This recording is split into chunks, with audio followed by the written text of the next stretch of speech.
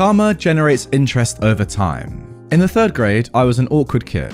I had a mean, drunk father, I struggled to fit in and make friends, I was bullied and shunned by other kids. One of my classmates, let's call him Derek, who regularly partook in bullying me, showed me kindness one day. Being deprived of kindness or attention so regularly, I was putty in his hands. He hung out with me during recess when I was usually alone. We laughed and talked about girls we like. He even apologized for being a butthole to me. The reason he was nice to me was because I had bought a very popular, expensive Batman action figure to school with me to pass the time, since I was alone mostly. I saved allowance and mowed lawns for 2 months to buy that toy. Everyone wanted one. By the end of the day, he asked me if he could borrow the action figure, and like the naive, socially inept kid I was, I trusted him with it.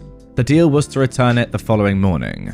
I went home so happy, completely fooled, I never suspected a thing. The following day, he completely ignored me. When I tried to talk to him, he acted like I was crazy.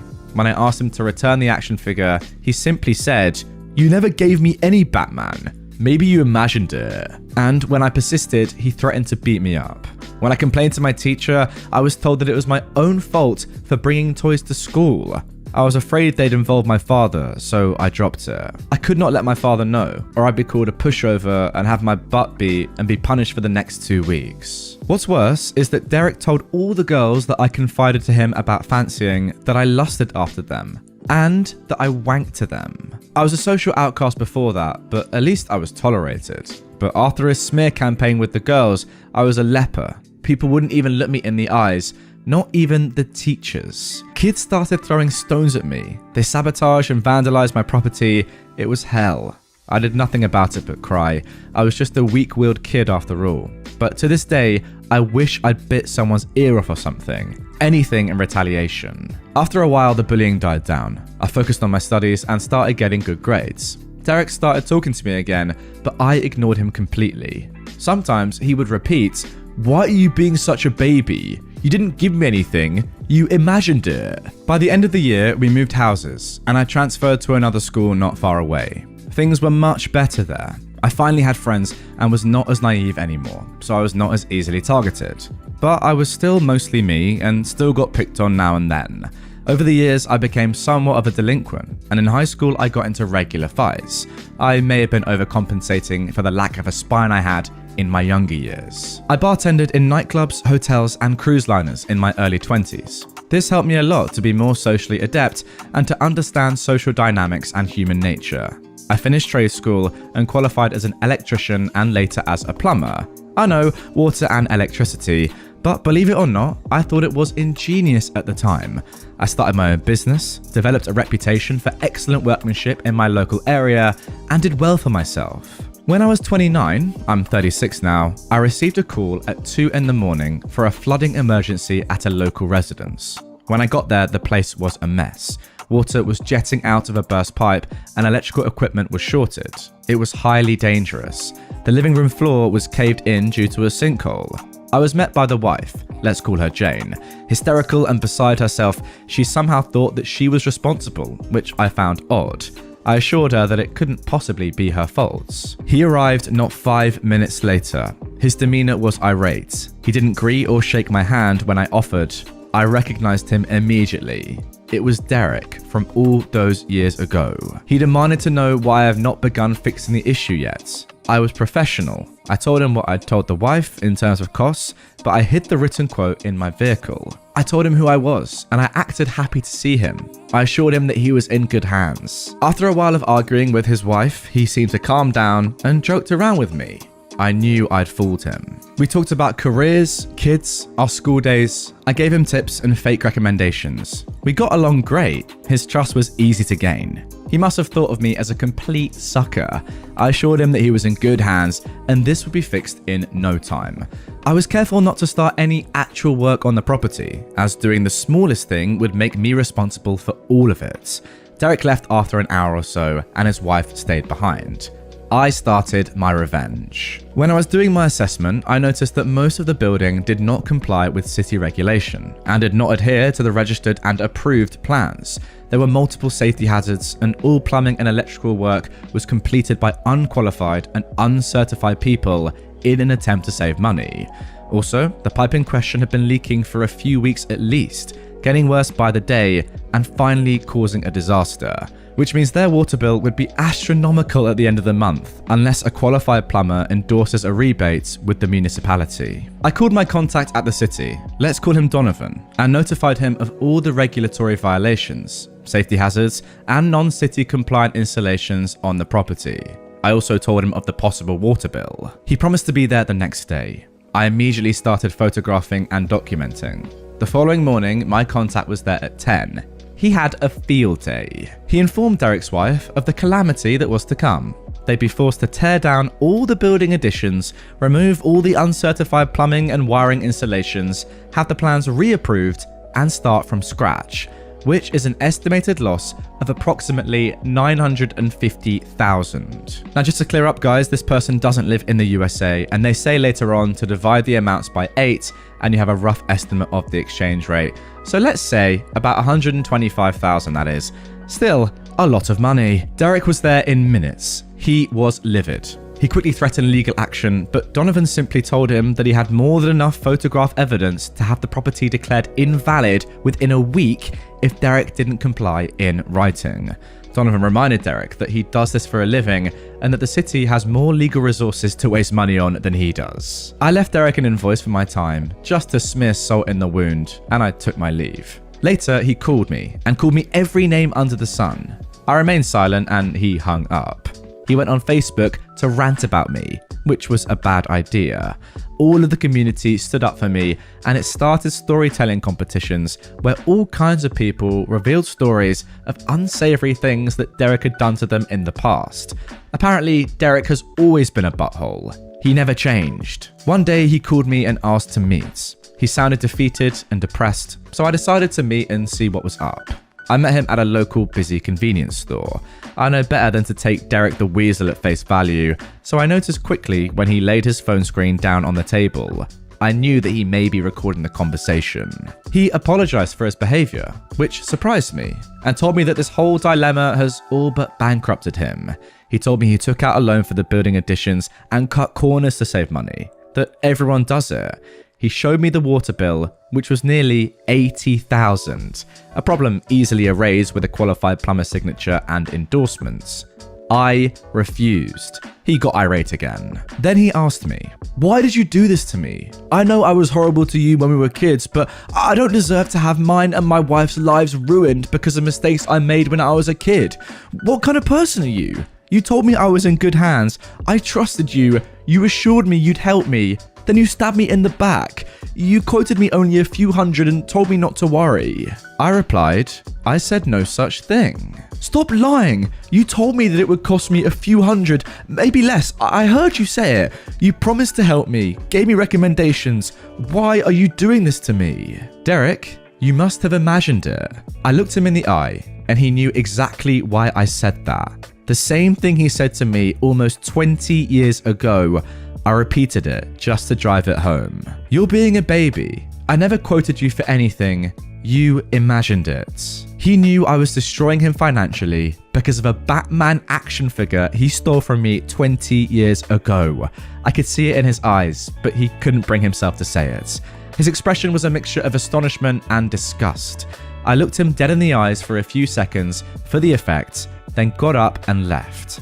I slept like a baby that night, and I had a goofy smile all week after. He tried calling me a few times, but I sent him a text stating that further harassment will be met with legal action. Derek, you know what your real name is and what mine is. If in future you read this and realize how I screwed you over, remember how costly that little Batman action figure was to you after years of accumulated interest in karma. The look of despair on your face when you realized why you're ruined was delicious. I cackled maniacally on the drive home from that convenience store. It was time for you to pay the piper. And if you think this will help you legally, go ahead and try. It won't, so don't waste your time. Or rather do, waste as much time and money as you want.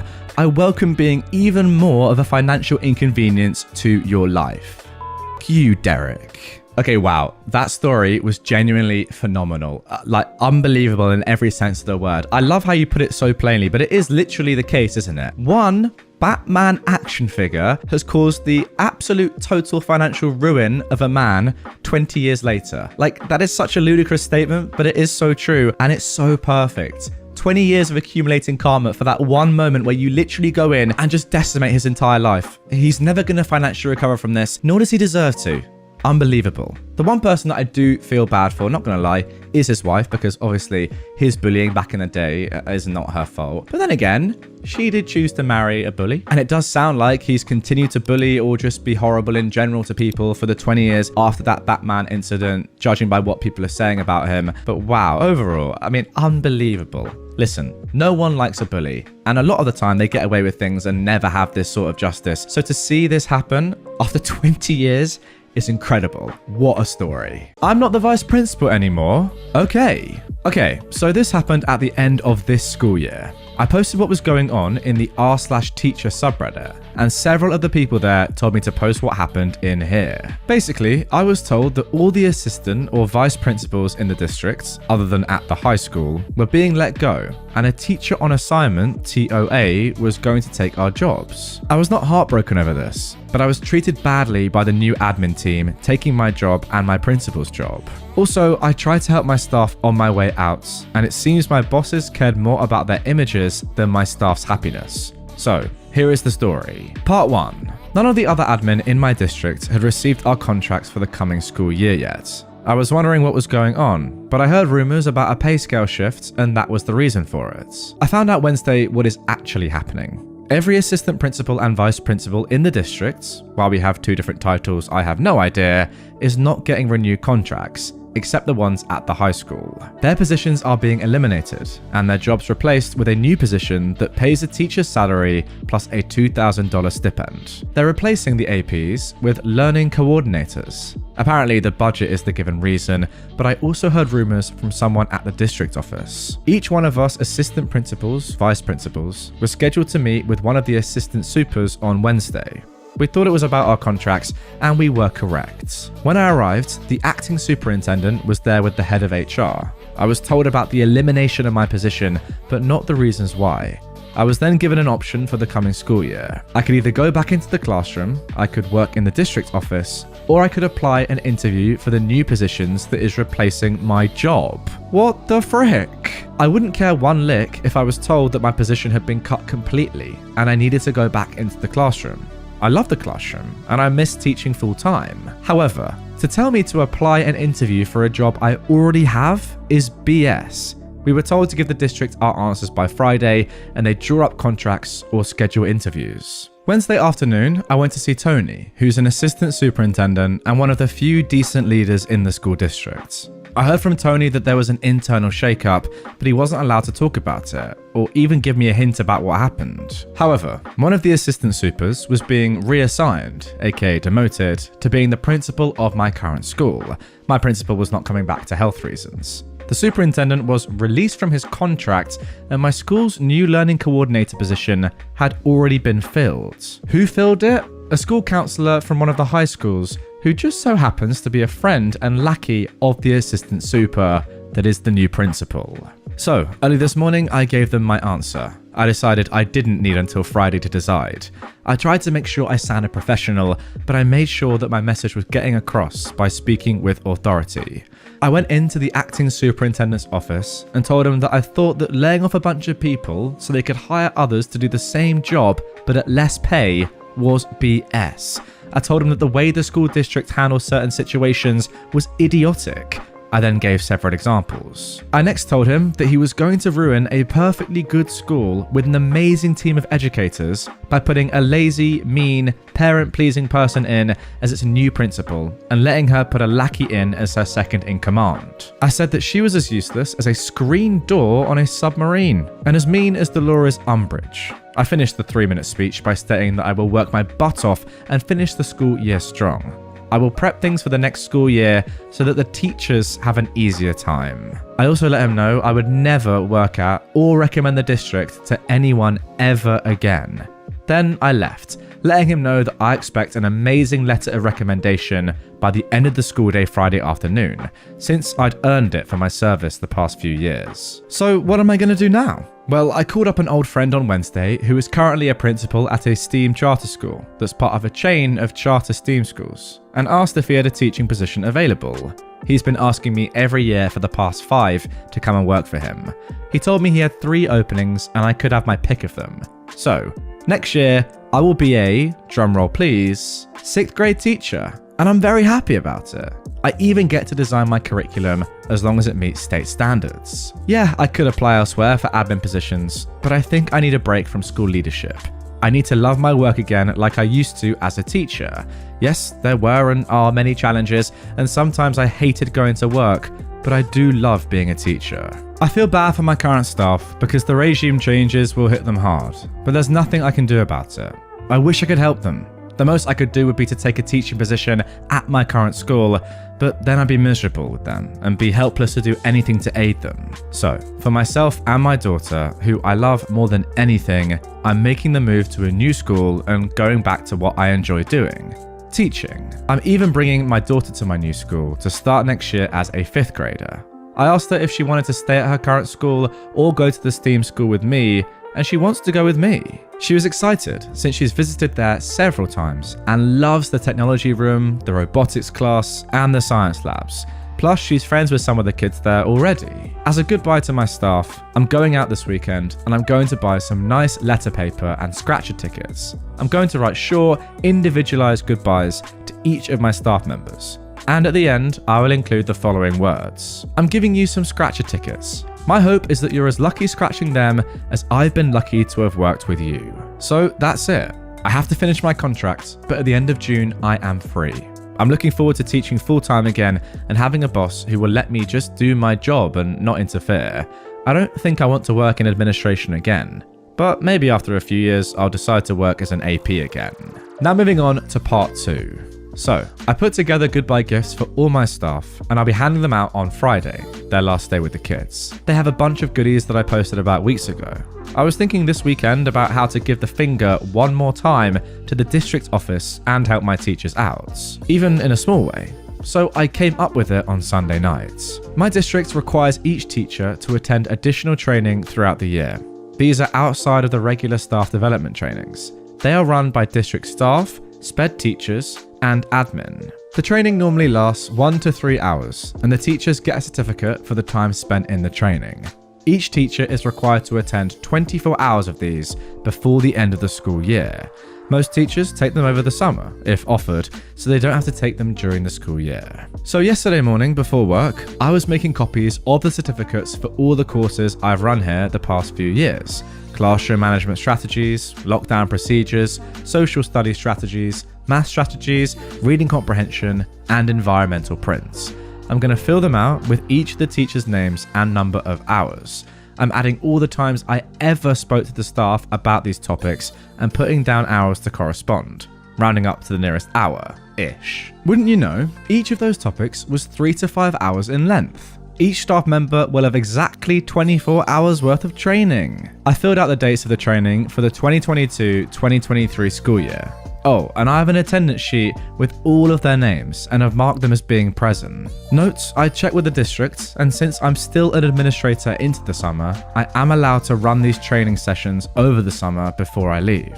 Now they can have their summers to themselves and not worry about taking classes during the school year. They can if they wish, but 99% of teachers here hate the mandatory training hours. I hope the staff likes the presents. Part 3. Since Friday, I am no longer a school administrator.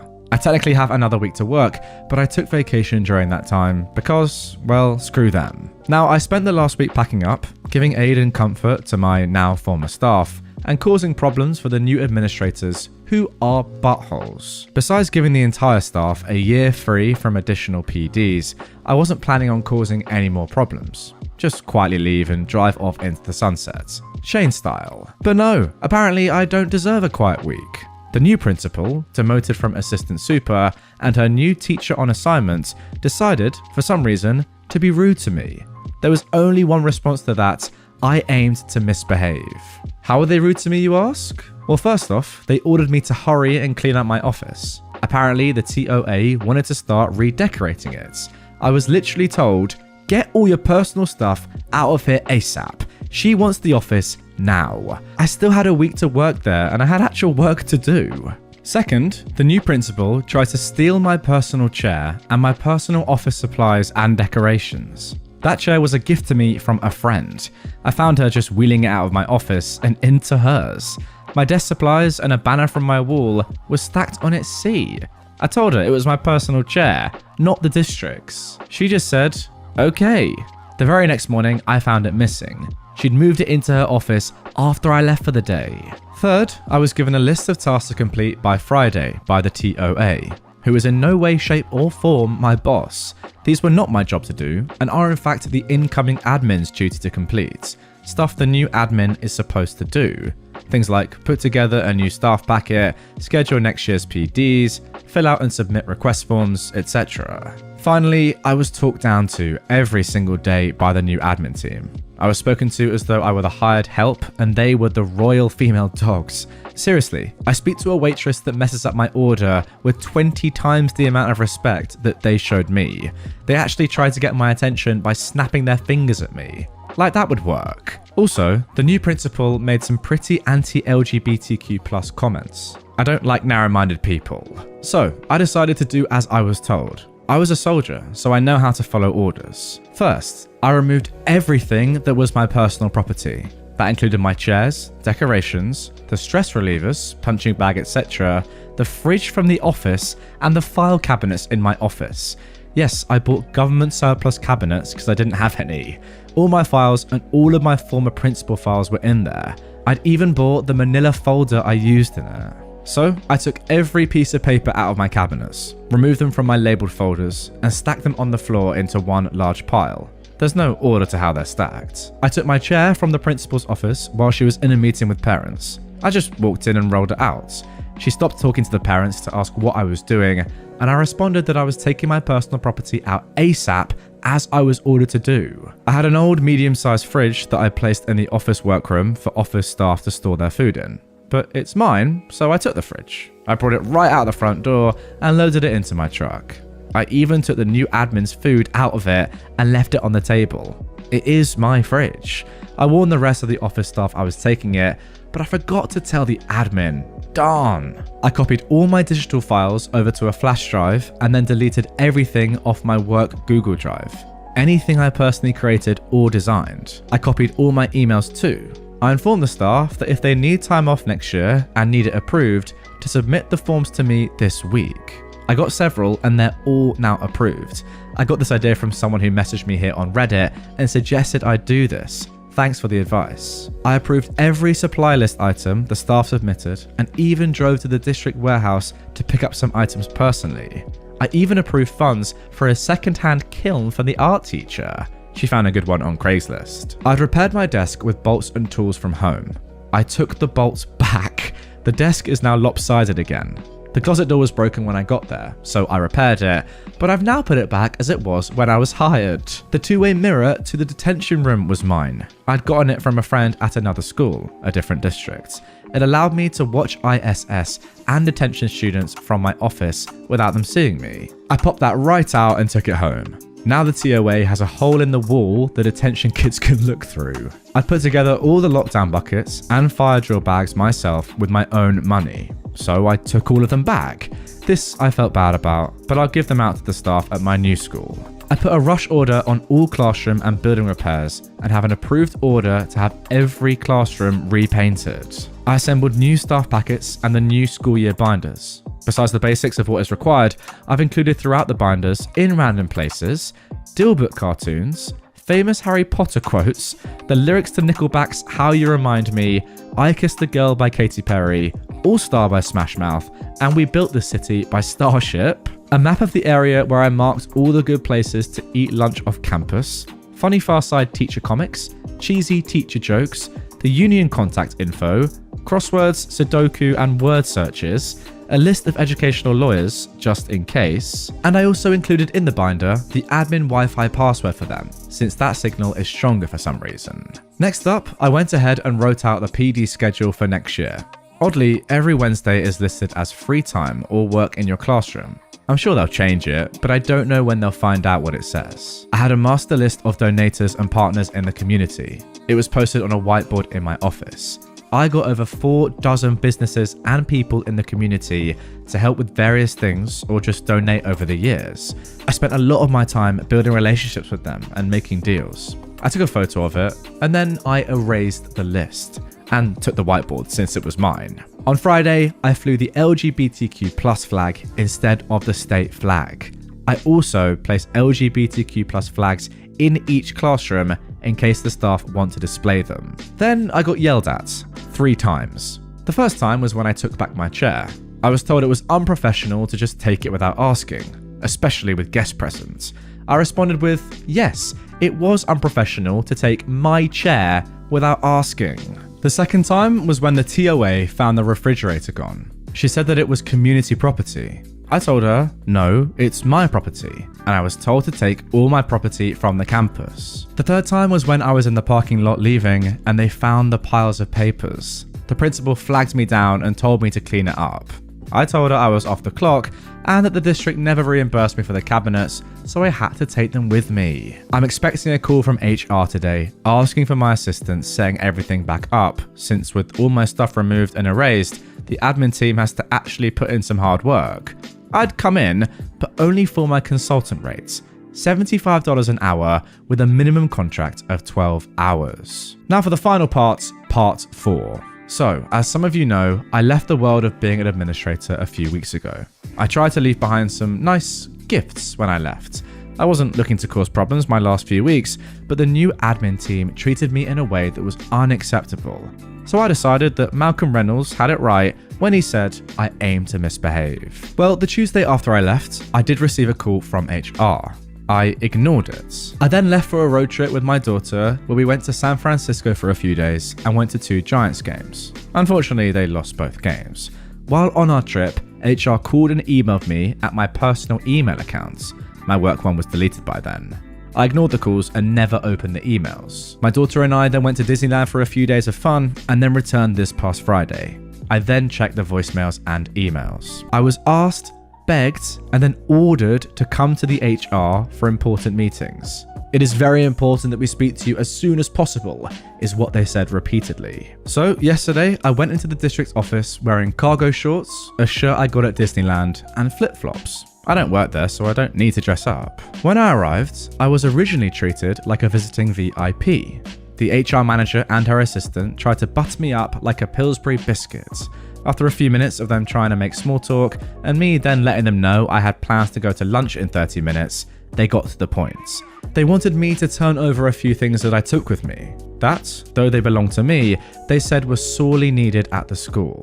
They gave me a list from the new principal, which included, but was not limited to, my chair, seriously, my refrigerator and appliances, my community contacts board, the people and businesses that I built relationships and partners with that I destroyed, my personally designed forms and worksheets, the 2-way mirror, my lockdown buckets and fire drill bags. They also wanted copies of every record I kept and notes I took on the staff and students. The notes that I took on the staff was so I could personalize gifts for them and have conversations with them on their interests. I said no to all those requests. I told the ladies that the furniture and appliances were mine that I brought in. I stated that the chair was a gift to me from a friend and that the new principal can afford to buy her own chair.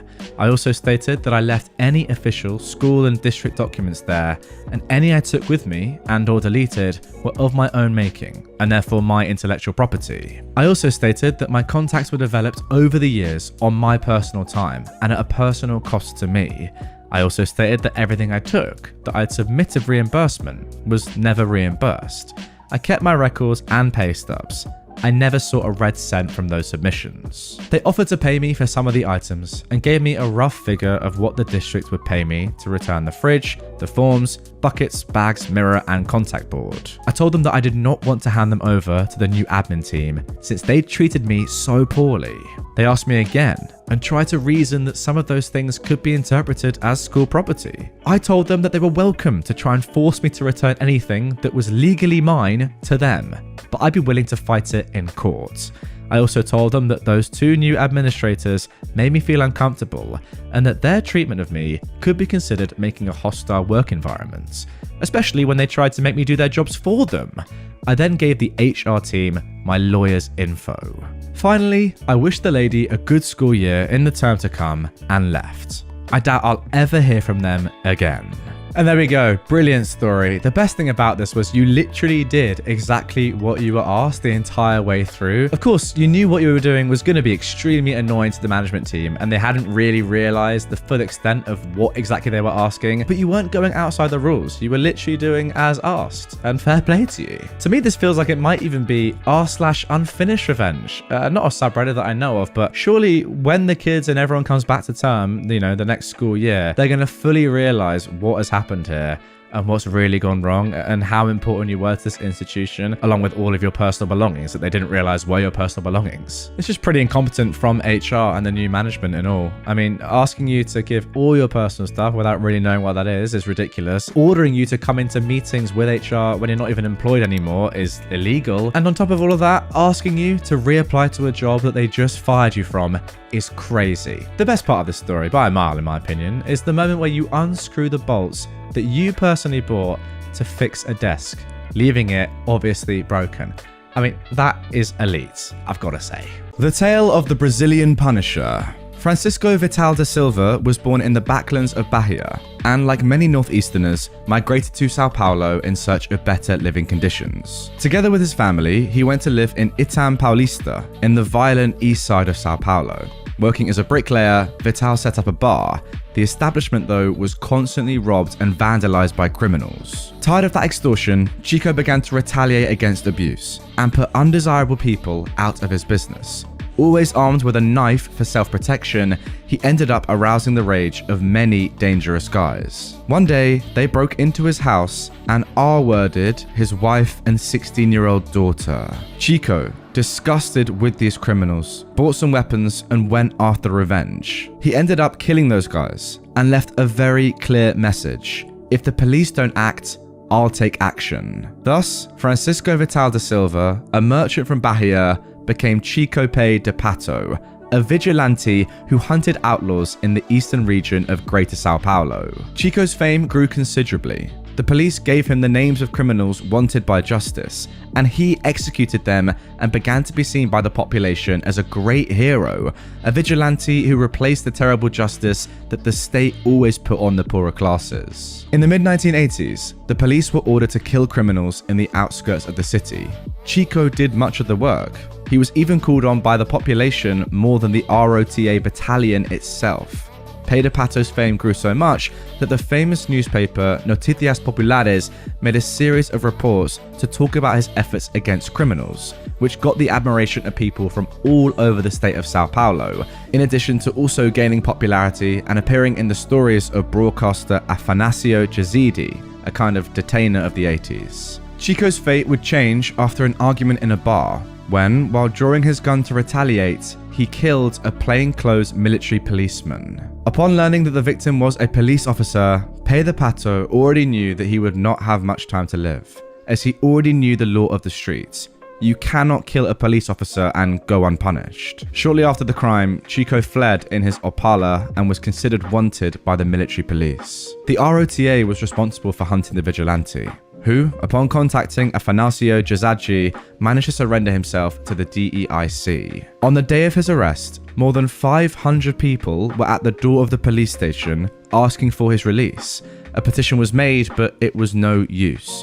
Chico was tried and sentenced to 6 years in prison, a considerably short time for the amount of homicides he carried out. The low sentence was probably the result of pressure from the 2,000 people who were at the door of the forum on the day of the trial. Pé de Pato was transferred to a penitentiary, where, because he was hated by many criminals and the police, he was killed with 91 stab wounds. The police force was afraid that Pé de Pato would open his mouth about the punishments he committed doing in favor of the policemen, The bandits had a matter of honor to settle with, so as expected, he didn't last long inside the prison system. So there we go, a pretty incredible story to start off today's episode. This is a true story. It did actually happen back in the 1980s, and yeah, it's pretty crazy. A vigilante taking criminal matters into his own hands because the police pretty much weren't capable. Let me know down below in the comments, what do you think of this man? Do you think he was in the right or the wrong? Because ultimately, he did kill over 50 people.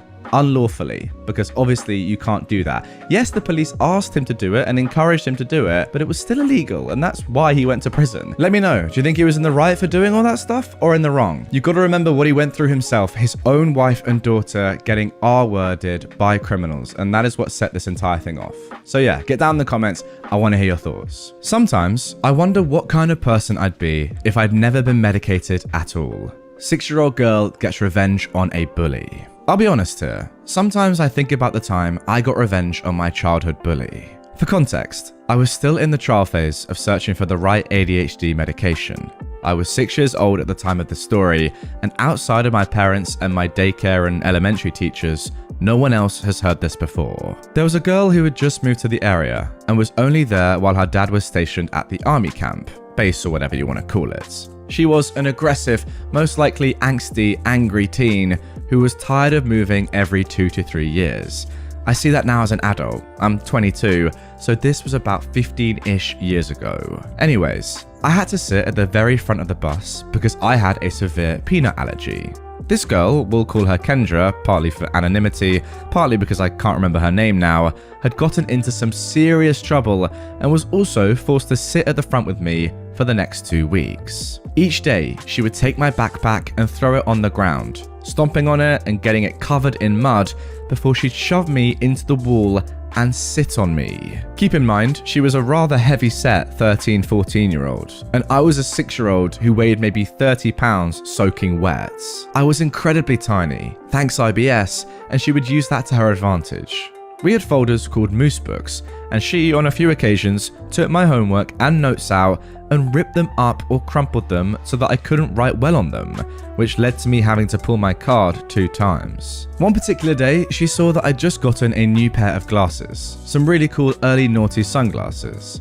She took them off my face and snapped them in half before resuming her regularly scheduled crushing me against the window session. I was sobbing in pain and absolutely terrified. The bus was so loud I couldn't be heard over the noise. The next afternoon, I decided, well, maybe that's a strong word, to get revenge. I sucked bruises, like hickeys, into my own skin, on my arms mainly. I also bit myself hard enough to bruise for good measure. When I got off the bus at my after-school daycare, again after being hurt, but not like what I'd done to myself, my teacher freaked out. I told my teachers that my bully had been biting me and punching me, hence the bruises. They ended up calling my parents, who then called the school.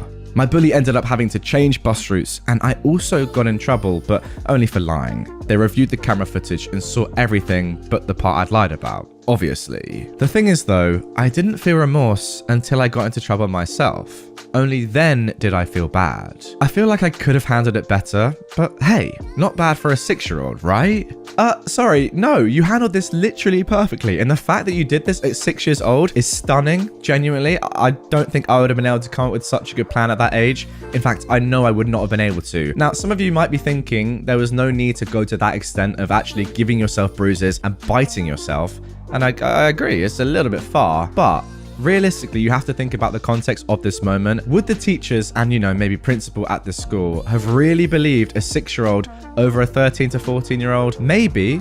Potentially, but you don't necessarily know that. So this 6-year-old OP had to really sell it. And if you see bruises and bite marks on a 6-year-old kid, then at that point, you really are going to believe them. And that is what happened. Moral of the story, if you are getting bullied, and trust me on this one, you have to go and tell somebody. Now, I'm fortunate enough to have never really been bullied in school. I got quite lucky there. But for a brief period of time in elementary school, primary school in the UK, I was slightly bullied, I guess. But so was everyone else, to be fair. There was this one horrible kid in our primary school when we were about maybe 6 or 7 or 5 years old, who was just terrible to everyone. And I remember I told my dad, and my dad sorted it, and it was unbelievable. So there you go. Moral of the story is, if you are getting bullied, do actually tell somebody. Trust me, the consequences of telling someone, however bad they may feel or seem in your head, are way better than continuing to get bullied. trust me on that one. Dealing with an entitled neighbor. Just flipping through a few stories and reading about entitled drivers getting their just desserts. This made me think back to my days as a paramedic. We got a call to our house where there was a bariatric patient who had fallen. The patient was morbidly obese and weighed around 30 stone, 420 pounds. This story isn't really about them though. There are many reasons people get to this size, and I've never judged, only helped. But no, the problem here was a really arrogant neighbor that we'd come across before. And boy, was this chap a judgmental moron. Our patient had a car and had a disabled parking permit. They also had a council-designated disabled parking spot outside their home, which the neighbor kept parking in. There have been a number of letters from the council regarding this, and a number of parking fines just served to annoy this chap even more. On the day of the story, I took the call that the patient had fallen, and we went to the house. Sure enough, the neighbor was not only parked in the disabled spot, but had parked a second car blocking access to the patient's driveway. I assessed the patient and suspected they'd broken a hip, so I needed to go in. I sent my colleague round to the neighbor to ask them to move the cars, and when they came back, I was told the neighbor had just told my colleague to do one. No problem, time to get the message home. I radioed through to our control center and asked for the fire service and police. We needed the fire service to help lift the guy, and the police to do a little parking control. The fire service were the first to arrive, and I spoke to the crew commander to let them know what the situation was. A fireman went to the house to ask the neighbor to move the car again and was told the same as my colleague. The message was relayed back, and the watch commander just asked me one question. Is the patient's life at risk? I knew exactly where this was going, and it was time our thoughtless neighbor got the message. My answer was yes. There is equipment I need to get into the house, and the driveway is blocked, preventing me from doing so. The watch commander told the fire truck driver to move those vehicles. It was really satisfying to see both vehicles being pushed down the road by the fire service, and the look on the neighbor's face as he came out spitting and screaming was well worth seeing. His complaints to the police fell on deaf ears. They were well aware of his history of obstruction, and my clinical assessment that the patient's life was in danger was more than enough justification for the vehicles to be moved. I doubt it made our patient's life any easier, and sadly they died a few months later without leaving hospital, but it really did bring a smile to their face as we wheeled them out. Honestly, what sort of person do you have to be to first of all say no to a paramedic when they're asking you to move their car? Then on top of that, say no to a firefighter demanding the exact same thing. I'm sorry, first of all, that should be illegal. Second of all, this was completely justified. And third of all, the neighbor should have died and not this unfortunate man. I'm sorry, but this guy's an absolute disgrace, and he deserved way more than just his cars getting moved. Now, this next story of revenge is quite possibly the most embarrassing I've ever read. Snobby cheater humiliated. So in college, there was a snobby guy named Joey who thought very highly of himself just because he had rich parents. He was the type of guy who broke up with a girl just because he found out she lived in a middle-class neighborhood and didn't wear the right name brands. In fact, he was so stuck up, he thought he could juggle 3 girls at the same time and not get caught. Well, he got caught. All 3 girls learned what he was doing and conspired to get him back. There was this big Halloween party at a sorority house, and they had a stupid tradition called a cockwalk, where lots of guys volunteered to get placed inside what were basically plexiglass cages, plexiglass boxes just big enough for one person to stand in, and get put on display for the party guests to look at and vote up or down. The winning guy with the most upvotes got a free phone. So one of the 3 girls, who Joey cheated on, convinced him he had a very, very good chance of winning the cockwalk, and she told him how popular he was with the ladies and how everyone was hoping he would compete so they could vote him up. Joey was so convinced he had a great shot at winning the cockwalk, so he signed up. He even came dressed in a toga costume that he'd spent like $1,000 on, custom made for him. You should have seen him at the party with his nose in the air, thinking he was just the greatest thing ever. Well, what he didn't know is that the 3 girls he was juggling had somehow managed to get word out to almost everyone at the party about Joey and his snobby ways, and his womanizing. So when it came time for the cockwalk, he was locked inside one of the plexiglass cases, and all the female guests lined up to walk past and vote up or down. Imagine Joey's surprise when the first 3 girls in line were the 3 girls he was cheating on. Of course, all 3 girls voted him down. That was probably humiliating enough. But then he had to stand there, locked behind the glass, and watch every girl at the party vote him down too. Girl after girl filed past him, including cheerleaders and sorority sisters and all the girls guys like to impress. And they all cast their downvotes. Many of them were making faces and gestures at him and laughing. Joey turned so bright red. He tried to get out of the box, but the door, which was behind him, was locked. So he tried to bump his butt against the door over and over to jar it open. But from the front, that only made it look like he was humping up against the glass or something. He was making himself look even more foolish, and everyone was totally enjoying his comeuppance all the more. He was left in the glass case as the winner was announced, which obviously wasn't him, since he didn't get a single upvote. And when he finally was let out, everyone was cheering and clapping while he walked out. Believe it or not, he actually dropped out of college a few days later. Do you think it was because he didn't want to show his face around there anymore? I'm gonna go with yes. Can you imagine the embarrassment though? Put yourself in Joey's shoes. You think you're about to absolutely dominate this entire room filled with, let's be honest, probably pretty attractive women, and then all of a sudden, your entire world comes crashing down. Imagine the fear. The 3 girls that you're having relationships with, without you thinking any of them knowing about each other, standing at the front of the line. What a coincidence. Then, those 3 walk past, all downvote you, as does everyone else in the room. Oh, a terrible experience, but hey, that is why you should never cheat. You deserve this, Joey. Unbelievable revenge. A classmate's mum tried to get me expelled for selling deadly drugs. Now they're being sued for embezzlement. I picked up a few unsavory addictions in grade 10. Cigarettes to benzodiazepines, Xanax, to opioids, Oxycontin and Percocet. I was very depressed and I changed schools for my senior year to a smaller school where I knew most of the people. I was trying to start new, with old friends and new people. Well, some rumors followed me. I was still a heavy stoner, and so were my friends at this school. This got some unwanted attention. Some people just don't care to hide it. It became problematic a few months into the school year, when an anonymous letter was sent into the school, claiming to be concerned for my well-being, saying I was going to school high and smoking with my friends on breaks. That's partly true. I managed to avoid punishment because there wasn't anything to back it up, and the principal and VP weren't happy about the anonymous BS. Then came a few more letters, saying I was selling pills to younger kids, pressuring them into taking them. They claimed they had 12 plus kids' parents on board to pull their kids if I wasn't expelled. My parents were fuming. Some of my teachers started treating me differently. Kids I've been friends with distanced themselves. It caused me to relapse hard, and it ruined my grades. I made it past it all. I didn't get expelled, and I passed my courses, and I still have a few friends from that school. Now onto the culprit. This lady. She'd sent letters to kids I knew saying everybody hated them, they should leave the school, etc.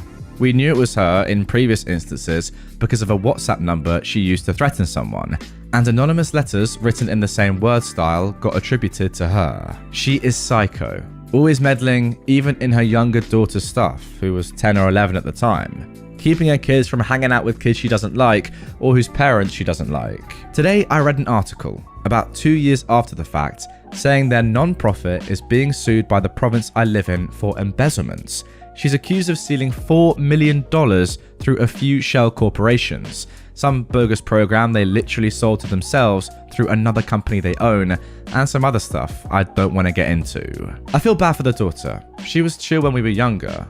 But F her mum, I never did anything to hurt anybody at that school. I kept my head down and tried to deal with my demons, and she didn't let me. But karma got her butt, so it's cool. Wow, I think that might be the first revenge story I've ever read in which OP themselves had no direct involvement. To be fair, no involvement at all in the revenge, and it was karma only that made it happen. I mean, look, fully deserved nonetheless, but it's quite cool to see karma just come about on its own and, yeah, destroy this woman because she deserved it. Manager insists I do my job properly. Happy to comply, sir. In early 2020, I was hired under the title Assistant Manager at a local automotive shop.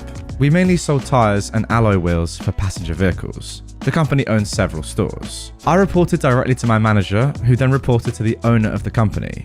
Shortly after I was hired, I noticed the behavior of the manager was far from professional. He would constantly mock and berate me for being the new guy. I believe part of this was jealousy and insecurity on his part, as I ended up recording more sales under my name within the first few months. He would also knock off work early and start drinking beer while the rest of us continued to work. I remember when he found out that I participated in MMA training sessions after work, he tried to goad me into a fight for his own amusement. Clearly, this guy didn't like me, and I was starting to get the feeling that he was trying to get me to snap or lose my cool, and as a result, my employment. I became even more certain of that with what happened next. So, now onto the story. During the few months that I'd worked there, I'd noticed that our takings for the day and sales records didn't match. I would often spend half an hour to an hour after work trying to figure out where the errors were coming from, whilst the manager would simply throw his hands in the air and exclaim that he had no idea how this was happening. The recurring issue seemed to be that our cash takings had been recorded incorrectly. There would sometimes be an excess amount of cash that didn't match up to what was recorded on our sales invoicing software. Other times, there would be less.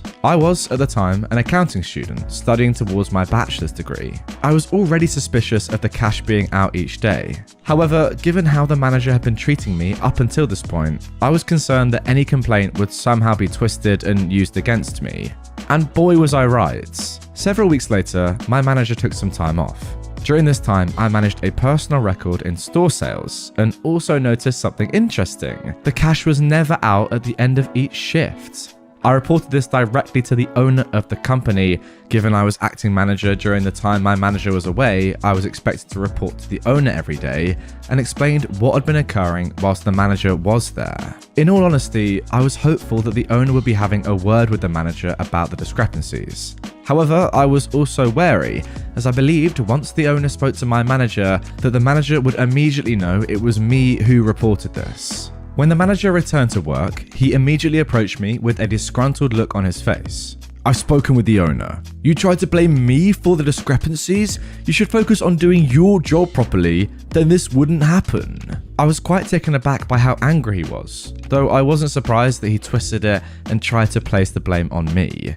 Given his reaction, I'm even more suspicious at this point. He wants me to do my job properly, eh? Malicious compliance ensues. That same week, I got to work. I started paying attention to what customers were paying when they were dealing with my manager.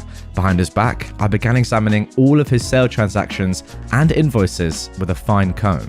As the days rolled by, I started to find evidence of his dishonesty. When it came to a few cash sales, my manager was doing the following. For example, he'd tell the customer the price is $200 if he pays cash. He would discount the price by $50 in the sale invoicing software. He would put the extra cash into the till and record a $150 cash sale. And then, before we did the cash up at the end of the day, he would sneakily pocket this extra cash whilst no one was around.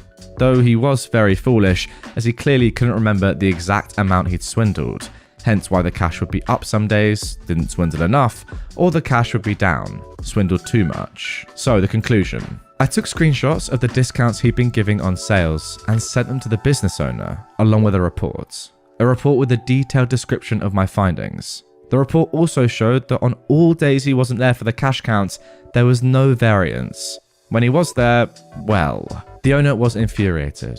This man had been his trusted employee for years. The owner was so infuriated, in fact, that he ordered my manager to do a mandatory drug test, pee in a cup style, on the same day he found out.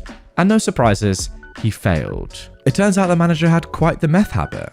This was most likely his sole motive for stealing cash, and the owner was beside himself. We operate machinery every day in this store, and so the thought of a manager walking around high as a kite wouldn't sit well with any health and safety professional. In fact, it could have landed the owner in serious legal trouble if any accident or injury occurred under this manager's watch. The manager was terminated immediately for violation of his contract and was later taken to court by the owner in an attempt to recover the stolen funds. Safe to say, I was promoted to store manager position shortly after his termination. Alright, now the first thing that immediately springs to my mind here is I'm wondering why the owner immediately called a drugs test on the manager. I wonder if they knew each other before this and the owner knew that the manager had some sort of history or some sort of problem with drugs, because otherwise it would be a bit weird to just out of the blue randomly make someone do a drugs test. It's almost as if the owner was like, you know who's stealing the money? Yeah, it's gonna be the manager. So, maybe it's on him for employing him in the first place. Maybe he was trying to give another chance. Maybe I'm just chatting a load of rubbish.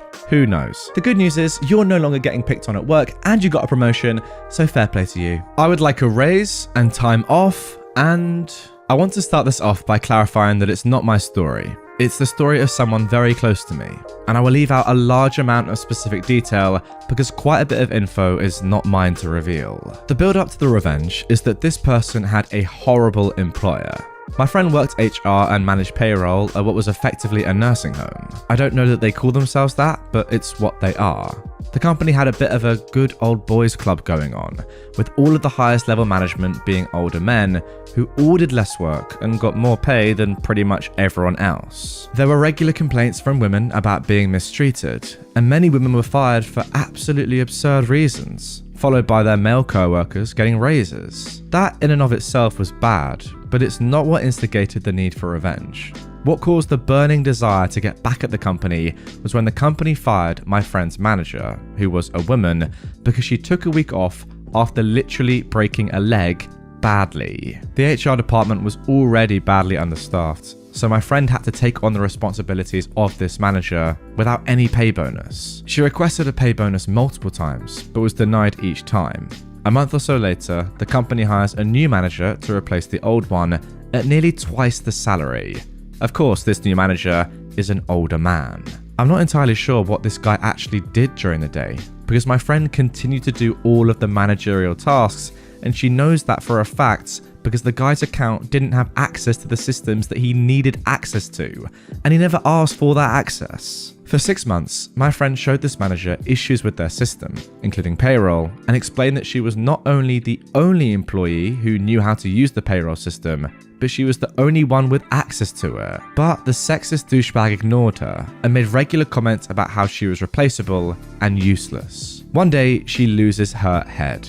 She set up a bot with her credentials to automatically assign her pay each pay period, according to her actual salary, so not stealing or anything. She then carefully plans her next move and puts in her 2-week notice, right before a large department-wide week off, and right before her only co-worker has a 2-week vacation. She wouldn't have time to train the co-worker, even if the co-worker was in the country. The manager still dismissed her, thinking he could just hire someone who knew what they were doing. Little did he know, she had tweaked with the payroll software over her time there. Nothing super awful, but it was very different from what the base software was. She was the only person who knew how to properly use it, and the only person in the whole company, including the CEO, who had access to the necessary numbers to actually run the payroll. When she leaves, after the 2 weeks, the company has 2 whole pay periods where they do not pay their employees. They can't. But my friend still gets paid because they never disabled her automatic payment thing. They couldn't. Eventually, they called her and basically begged her to consult with them on their payroll. So for the past 6 months, she's been paid $250 an hour for 5 hours a week to run the company's payroll. Fully remote, even though it was an in-person job before. And to top it all off, she doesn't even actually work the 5 hours. She wrote a script on her personal device to process all the payroll for her. All she's got to do is press one button. She's working at another job now, but dang, she really kicked them in the butt for their trash. Wow, so after being horribly mistreated, she's now getting $250 per hour for 5 hours of work a week, in which she only actually presses one button because she's able to automate the whole thing. Genius. So $1,250 for pressing a button. That's a pretty good rate. You know what's not actually been mentioned here is the old people that lived there. You know, if these are the people that are running it, I feel for them, because I'm not sure this is the sort of institution you want to be living your final days in. Once again, fair play to OP for absolutely decimating this sexist workplace. It is just brilliant to see, and all I can say is kudos to you. X lies about why we broke up to his mum, so I share the evidence of his cheating with her. Many years ago, when I was in my early 20s, I was engaged to a guy who was, well, not the best. He was a man-child who'd refuse to talk about anything other than himself. He was a man-child who would refuse to talk about anything other than himself, video games, and football. I had severe self-confidence issues, and I stayed with him because I convinced myself I was lucky to have one person love me. I never thought anyone would. As part of this, we did everything he wanted, never what I wanted. He picked the movie, where we went on date nights, where we went on vacation, etc. At the very least, I was very close to his mother. We got along great, so much so that we often went out together. When my boyfriend proposed, she was thrilled that I was going to become her daughter-in-law. Unfortunately, after we got engaged, he started acting weird. He got super secretive about his phone and suddenly started going out multiple nights a week with the boys. Then he started cancelling our plans, like date night, to go out with the boys. When I tried to talk to him about it, asking if he'd forgotten about our plans, he yelled at me and told me I was being controlling, so I backed off. At first, I was in denial. I told myself there was no way he'd cheat. He'd proposed. He wanted to spend the rest of his life with me. Why would somebody propose and then cheat? But eventually I broke down. While he was asleep, I got into his phone and Facebook accounts, where I found sex with multiple women, nudes from multiple women, and worst of all, recordings of him sleeping with other women.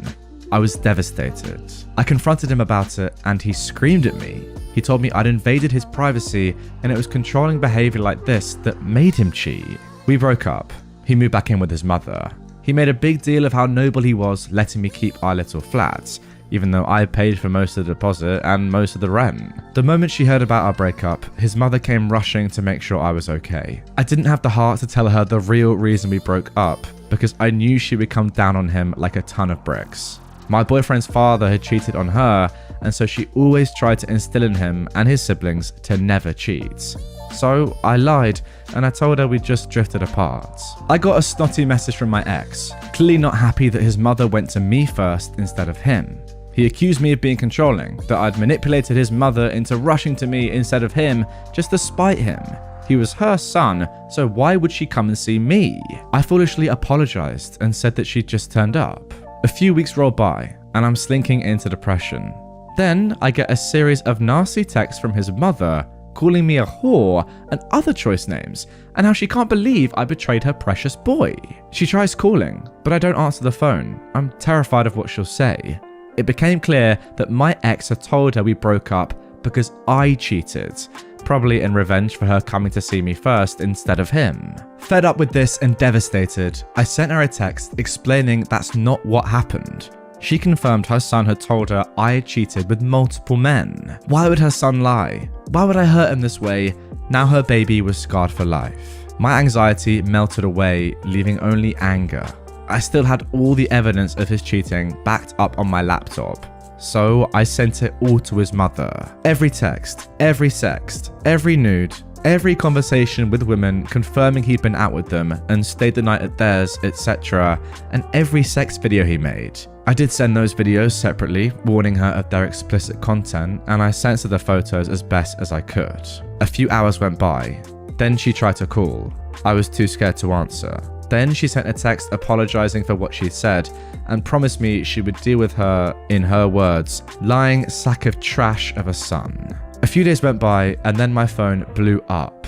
But now it was my ex, furious that I told his mother. It turned out that not only was his mother mad at him, but so was most of his family. His sisters were mad at him. His grandmother was furious with him. Even his dad, who remember cheated on his mum, said he was disappointed. "How dare you tell her that?" he texted me. "Now she's saying I have to apologize to you. That's not fair." It was then that I had an epiphany. I knew I was done with him. I knew I deserved better. I calmly replied that he was the one who lied. I told his mother we just drifted apart. He could have left it there, but he chose to be petty. He was the one who caused this. He was the one who cheated. And then I blocked his number. His mother invited me out one last time so that we could enjoy a meal together. She apologized again for what she said and wished me the best. She then broke down all the good qualities she saw in me, all the positives, and told me what a good person I was, and told me to find somebody who was worthy of me. I burst out crying. It was a well-needed wake-up call that helped start me on the long road to gaining self-confidence. Her son, on the other hand, got the scolding of a lifetime from his mother, grandmother, sisters, his father, and even his stepmother. Some of his friends even told him what a douche he was being. His mother made him pay her back for all the deposits she's paid for our wedding venues and vendors. The cherry on top, though, was whenever he made whiny posts online about how unfair it was, or tried to say it was my fault, his family and some of his friends chimed in to correct him and remind him exactly why he was suffering in the first place. It's been over a decade since then, I'm now happily married to a wonderful, supportive man with 3 beautiful children. I still look back on that moment in life and I laugh at how my ex could have avoided it all if he just kept his mouth shut and not acted like a petulant child. Dude, come on, you had it. Your exit strategy was right there. Fortunately enough, your ex, OP, had given it to you, but no, you were too stupid to use it and you did too much. And that's your fault. I mean, literally the definition of a man-child. If you just shut up and stopped talking, you would have been fine. And no one would have ever known, apart from you, of course, OP, and him. And his family would still have loved him. But no. He kept going on about it, now continues to whine about it on social media, and keeps getting shut down. What an idiot. Your bully son messes with us, and you kill our dog. Prepare for dad. This happened in 1995 in a small rural town in Chaco province, Argentina. Everyone knows each other here, still to this very day. My father was an electrician, the only one in town, so he was constantly meeting people. And as he was born and raised here, he was very well known by everyone. He grew up with many of the police officers from back then, and they even had asados together, Argentinian barbecues, at least 3 times a month for years. My father was not a violent man. This was the only time I saw him do something like this. Enter another man with his son. They were not from town. They'd moved here a year or so prior from Buenos Aires. I didn't really know the man, only his kid, who was an absolute jerk to almost every kid in the block, and he constantly picked on me and my brother since we were the youngest of our neighborhood. Therefore, we couldn't defend ourselves. Our dog Bucky wasn't trained since we knew nothing about training, but he was loyal and playful with every kid. One thing for sure though, he was protective. One afternoon, we were playing in the park and out came the bully kid, who at first threw rocks at us, then got closer and started calling us names, and we got a little scared. He was bigger than us. We tried to leave, but he blocked us and started hitting my brother. I tried to stop him, but he did the same to me. Bucky heard us crying and came running, jumping, and getting the bully's arm at once. He bit, shook, and released, staying between us and the bully, barking like mad, until the kid left running. We saw him get in his house, and a few seconds later, his father came out with a sledgehammer. Bucky stood in front of us, hairs raised and barking, but the man didn't stop. He got close, raised the sledgehammer, and went straight down to Bucky's head. He didn't hit him once, he hit him 5 times. The first blow I'll never forget. The sound of steel connecting with the skull, the painful whimper of our dog. Bucky got knocked with the first blow. By the 5th and final, his head was caved in. My brother and I were frozen in place, scared to death and crying a lot. The butthole dad said something which I don't remember now and left. We were unable to move for a moment, such was our fear. Finally, I grabbed my brother and went home.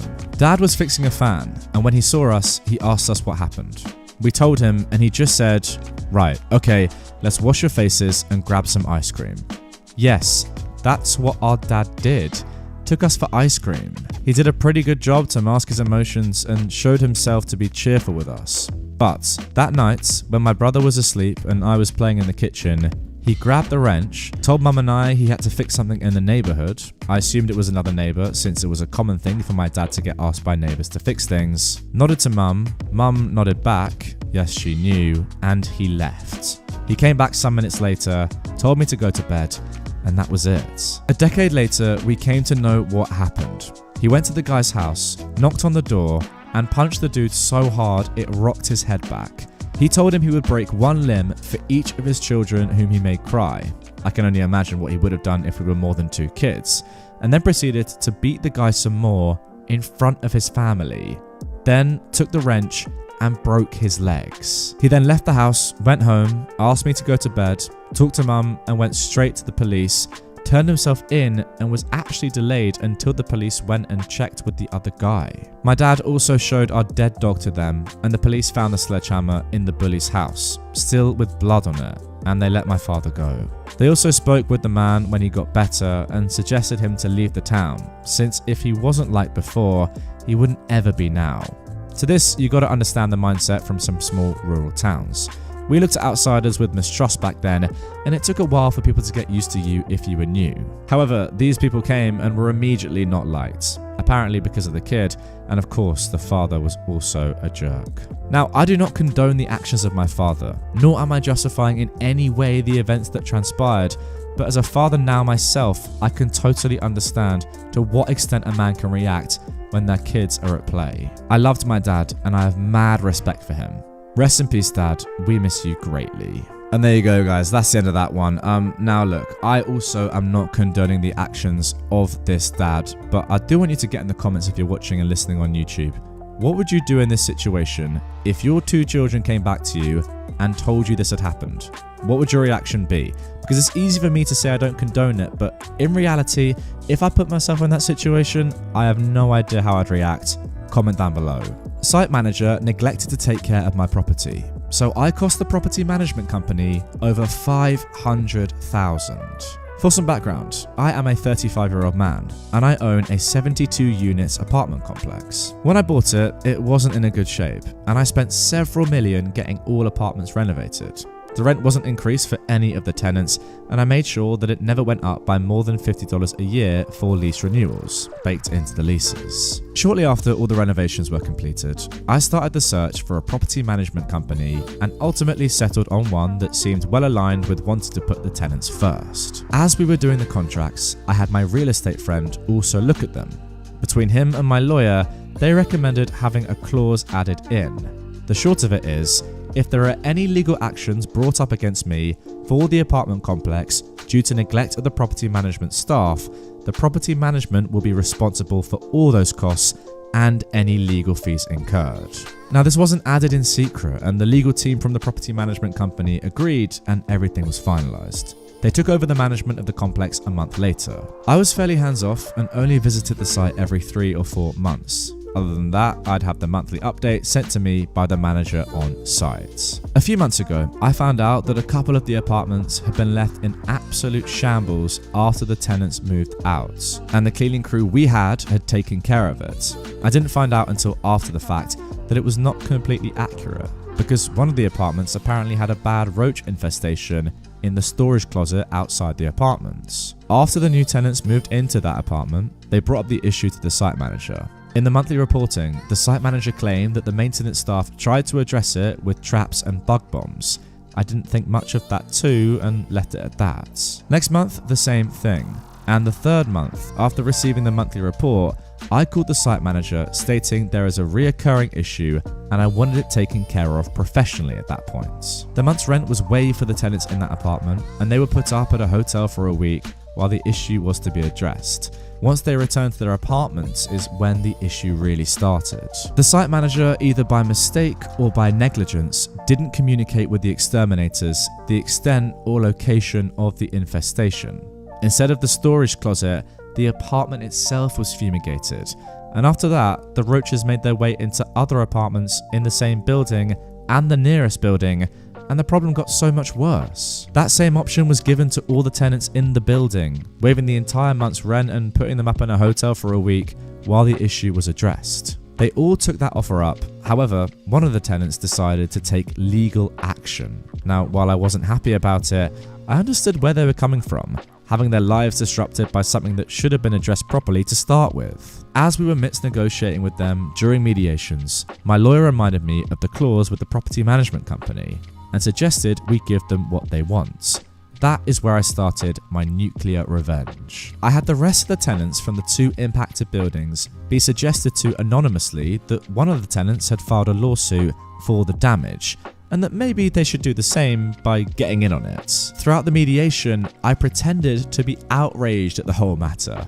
The negotiation started at 3 months of free rent, but ultimately we all settled on 1 year of free rent for all those tenants. So overall, that came out to 16 apartments with rent averaging from $1,700 monthly that the property management had to pay for due to the negligence of the site manager, equaling roughly $325,000 in just the lost rent that they had to pay for. And the cherry on top, due to the breach in service for property maintenance, they also have to provide free services for up to 6 months while I seek out a new property management company, costing them an additional $146,000 and still paying for the legal fees on top of that. Well, I guess if you take nothing else away from this story, it's that contracts are very, very important, especially when a lot of money and also livelihoods are at stake, like in this story. That is crazy. Why do they not realize? Come on, it's in the contract. You know that if you F up as the property management company,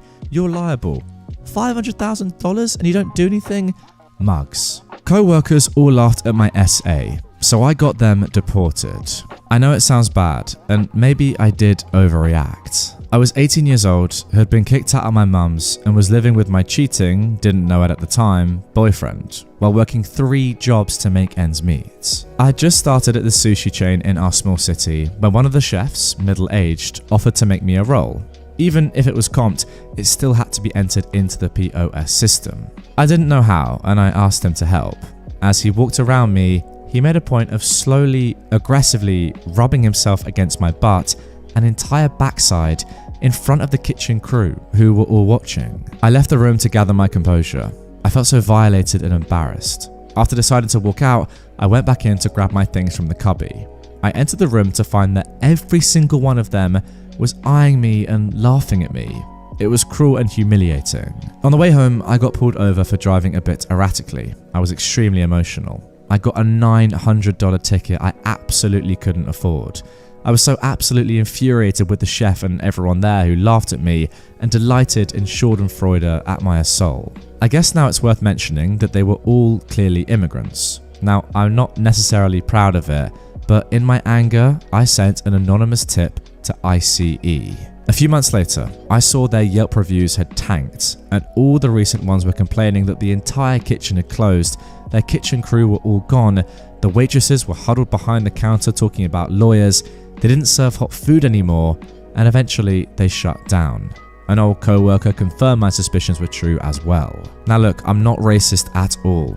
I wanted revenge and I took the cheapest route, I'll admit, but in my heart I still believed every one of them deserved it. Now this is a tough one. Let me know in the comments down below if you think that that episode of SA was worth this revenge. As in, was it worth it on all those immigrants to get deported just because one of them did something truly horrific and they laughed? I don't know. I think it's honestly close without being too harsh and insensitive. I think that's close. Like, you've ruined the lives of a lot of people for one incident. Guys, I can already see your comments down below. I know you're saying I'm ridiculous, but think about it. Are the lives of multiple people who weren't involved, but yes, did laugh, worth it just because of one incident? I'm not so sure.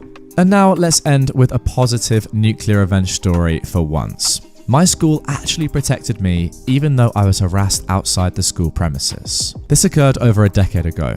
It happened at the end of my senior year of high school. I am from India, and girls are still afraid to tell others about being harassed because of shame and society. I was enrolled in a big school. There were almost more than 800 students in it, so you can imagine the rush and crowd while leaving. It used to get so crowded and chaotic because there were parents' cars and auto rickshaws waiting to pick up the kids. Some kids are riding their bicycles through the crowd, while others run to the nearby vendors for pani puri and samosas. It's almost like an amusement park. One day, while walking hand in hand with my friend, I spotted this weird, straggling man looking through the bunch of kids. I thought he might be looking for someone specific and didn't think much about it, but I must admit, he was creepy. I saw him again a few more times daily, but one day, when I was walking with my friend, making our way through the crowd, that man crossed me. I was about to collide with him and tried to avoid him, but instead, he pushed me and grabbed and pinched my chest area so hard that it began to hurt. A lot.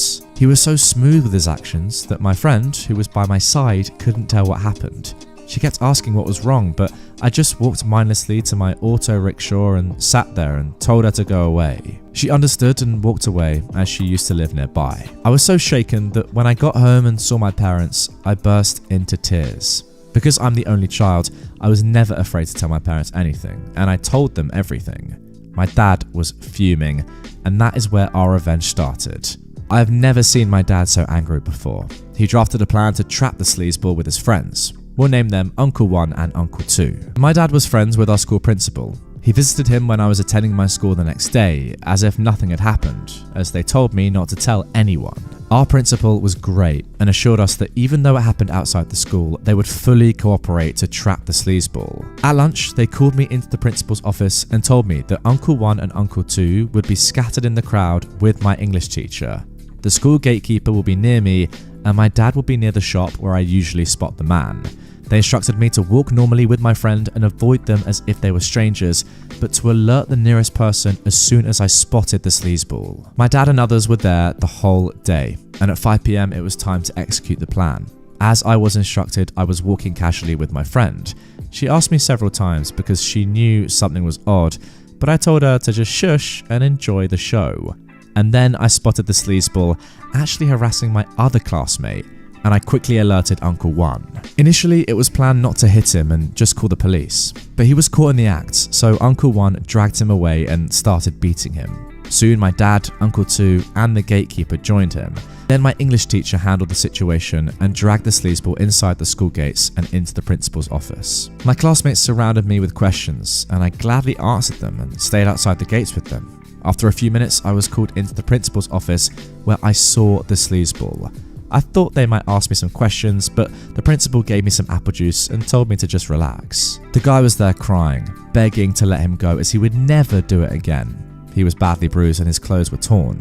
After a few minutes, the police came and took him, and he was giving me such a deadly look that still gives me the chills. My father and everyone else in the room was so happy and smiling as if there was a celebration, and told me that they were so proud of me as I'd saved multiple girls that day. I still don't know the full details, but the school took full responsibility for our safety, put that man in jail, and CCTV was installed within a week, even in a parking lot to cover the area outside of school. Now, I wanted to read that story because for all the trash that I bring you, all the schools that would never do this, the teachers that are entitled, the people that are just horrific, this is an example of what should and has to be done in situations like this to save girls, as you said, and just, for the benefit of humanity in general. Like, can you imagine if the school said, we don't care, it's off our grounds, couldn't really care less, lads? That would be terrible.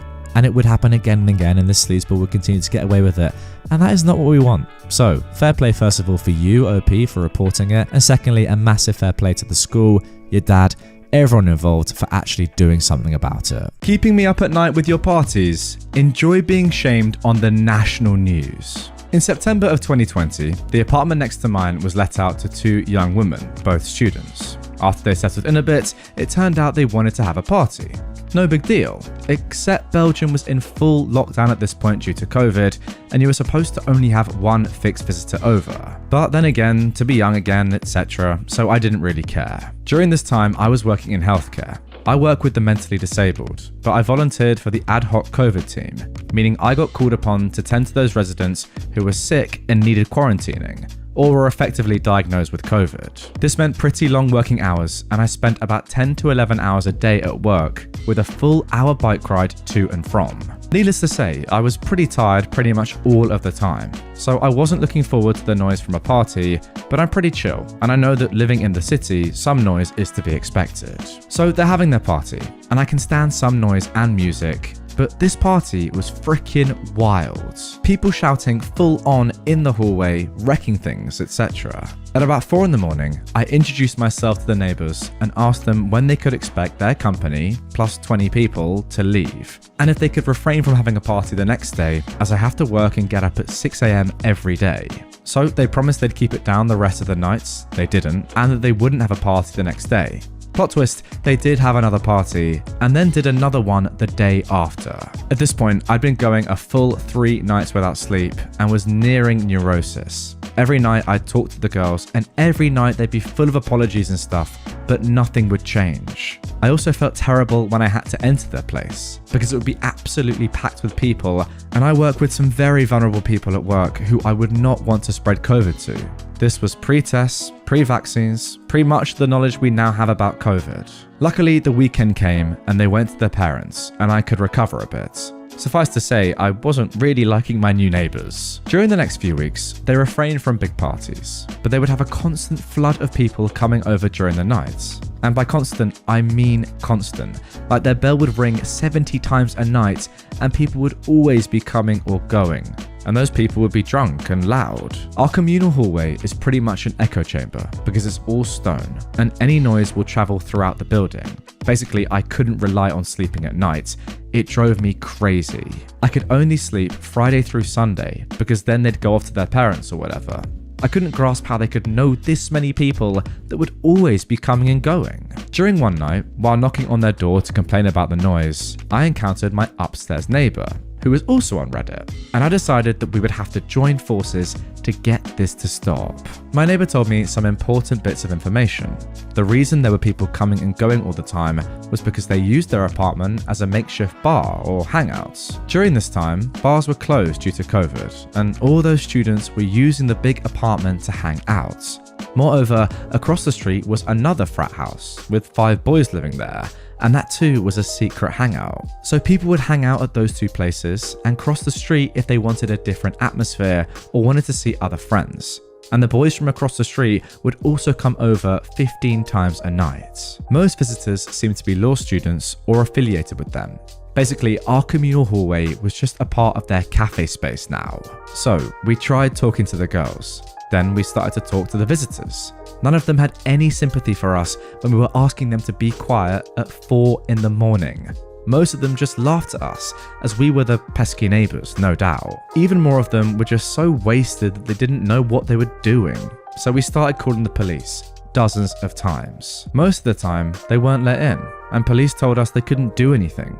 We kept calling as we wanted a record of our calls in the system. Belgium was still in full lockdown at this point, and what they were doing was full on illegal. Even so, the police told us their hands were tied if they wouldn't open the door. When the police couldn't help, I turned to the next best thing. I'm a social worker, and so I have no problems looking up information and calling around to look for help. And this is what I did. Most places, student unions, police, town hall, were understanding but couldn't really do much. So I acted on the suggestion of the upstairs neighbour and contacted one of the girls' dean. I shot him a nice email about sorry to have bothered him and taking up his time, but I had this big group of students from his faculty ganging up every night, and maybe he wanted to know about it since they were breaking every possible COVID rule that existed at the time, especially since me and my neighbour were about to go to the papers with this story, as secret lockdown parties were becoming a thing in the papers at this point. This dean called me back right away, and we had a nice talk about our problems. He told me he was on it. So basically what he did was call the law student girl and her parents. Big drama ensued, and we finally got to sit down with the girls, and they finally sounded like they were sorry. Tears were shed, for which I had no patience, to be honest. We learned that the police had actually been inside a few times, and they were issued tickets for having secret parties. Those were €300 each a pop, so I've got no idea why they didn't just stop. We learned that they were not happy because the dean had called them up at 11 o'clock and they were still asleep. To which I said, well, that's a you problem. You're still asleep at 11 o'clock. I'm up at 6 every day, and you girls haven't been a bit understanding about that. So we got to feel a bit like we got our revenge, and we got to vent, but we kept it kind of nice and parted in good terms, hoping that this would be it, and we could live together as nice neighbours.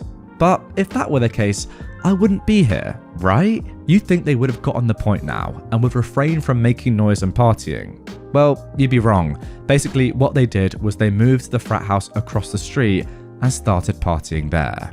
There were slightly less people running to and fro, but the noise was still a problem, and we were now in the middle of the second COVID wave, and these people were meeting up with big groups like crazy, while I hadn't done so in almost a year. Never mind the people at my work, who were forbidden from even going to their own freaking family.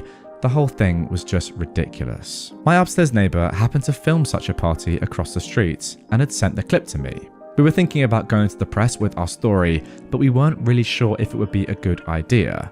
So instead, I posted the clip of the party on the subreddit of our country to test the waters. It got quite some comments and upvotes, and it seemed most people were also sick of people disregarding the rules and having secret parties. After more chats with the upstairs neighbour, we decided to contact the press and simultaneously go up a step in the university hierarchy and contact the vice rector that had the power to start up a disciplinary case against those students. This person is one of 12 vice rectors for a total campus of about 15,000 students, so quite high up.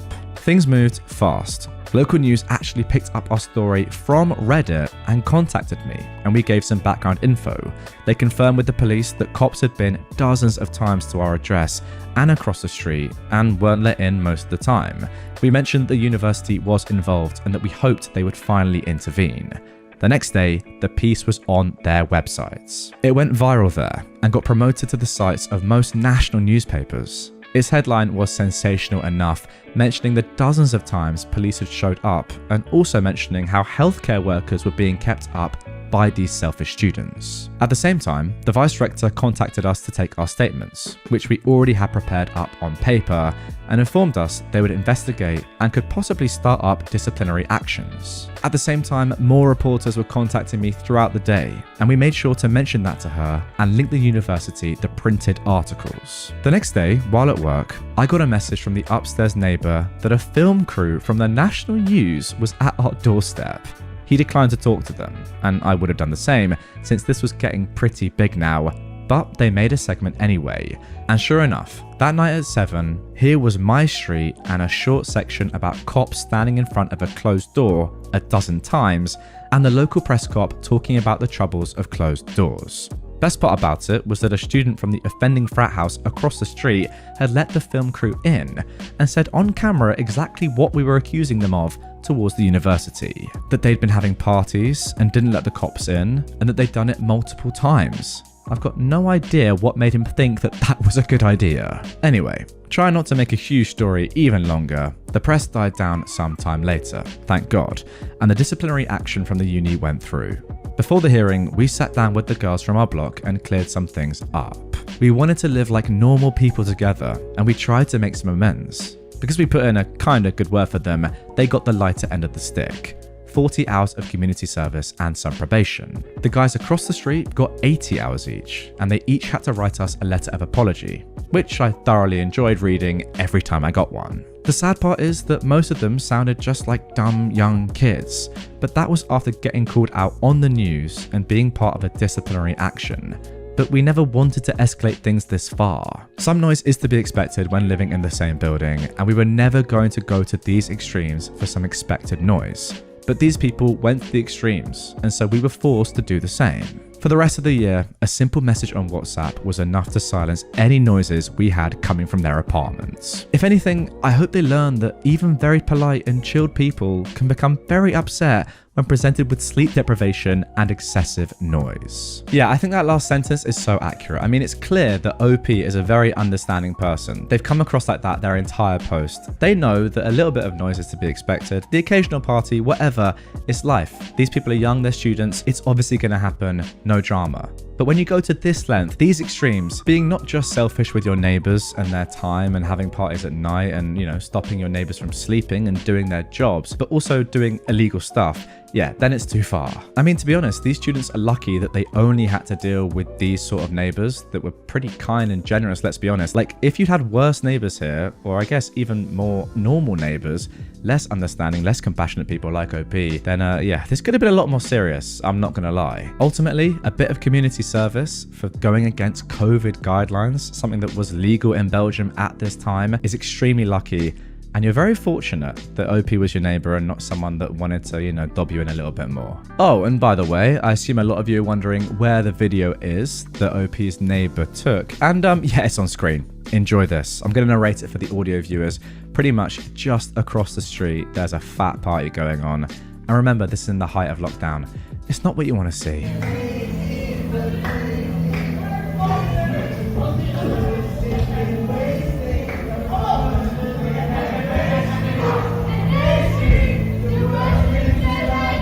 I mean, to be fair, you can hear the bass, and that is the thing that carries. There is no way you're sleeping through that. So ridiculous. And listen, I quite like a party myself, guys, I'll be honest with you, but not in the height of lockdown, and not every single night. Do something else. Now for our next story of revenge. Make a developmentally disabled boy cry, lose your family. My former boss is the worst human being I've ever met. He did all sorts of things to mess with anyone he didn't like. So a while ago, I was at a family event in a local park, walking with a young boy from our family who is developmentally disabled with Down syndrome, Ben.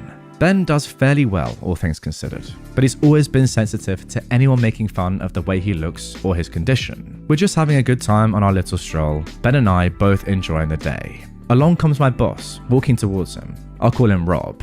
I cringe at seeing him, but smile and say hello to play nice. He says, "There's something you don't see every day. A pair of ugly arslur walking together. At this, Ben bursts into tears as Rob laughs and walks off.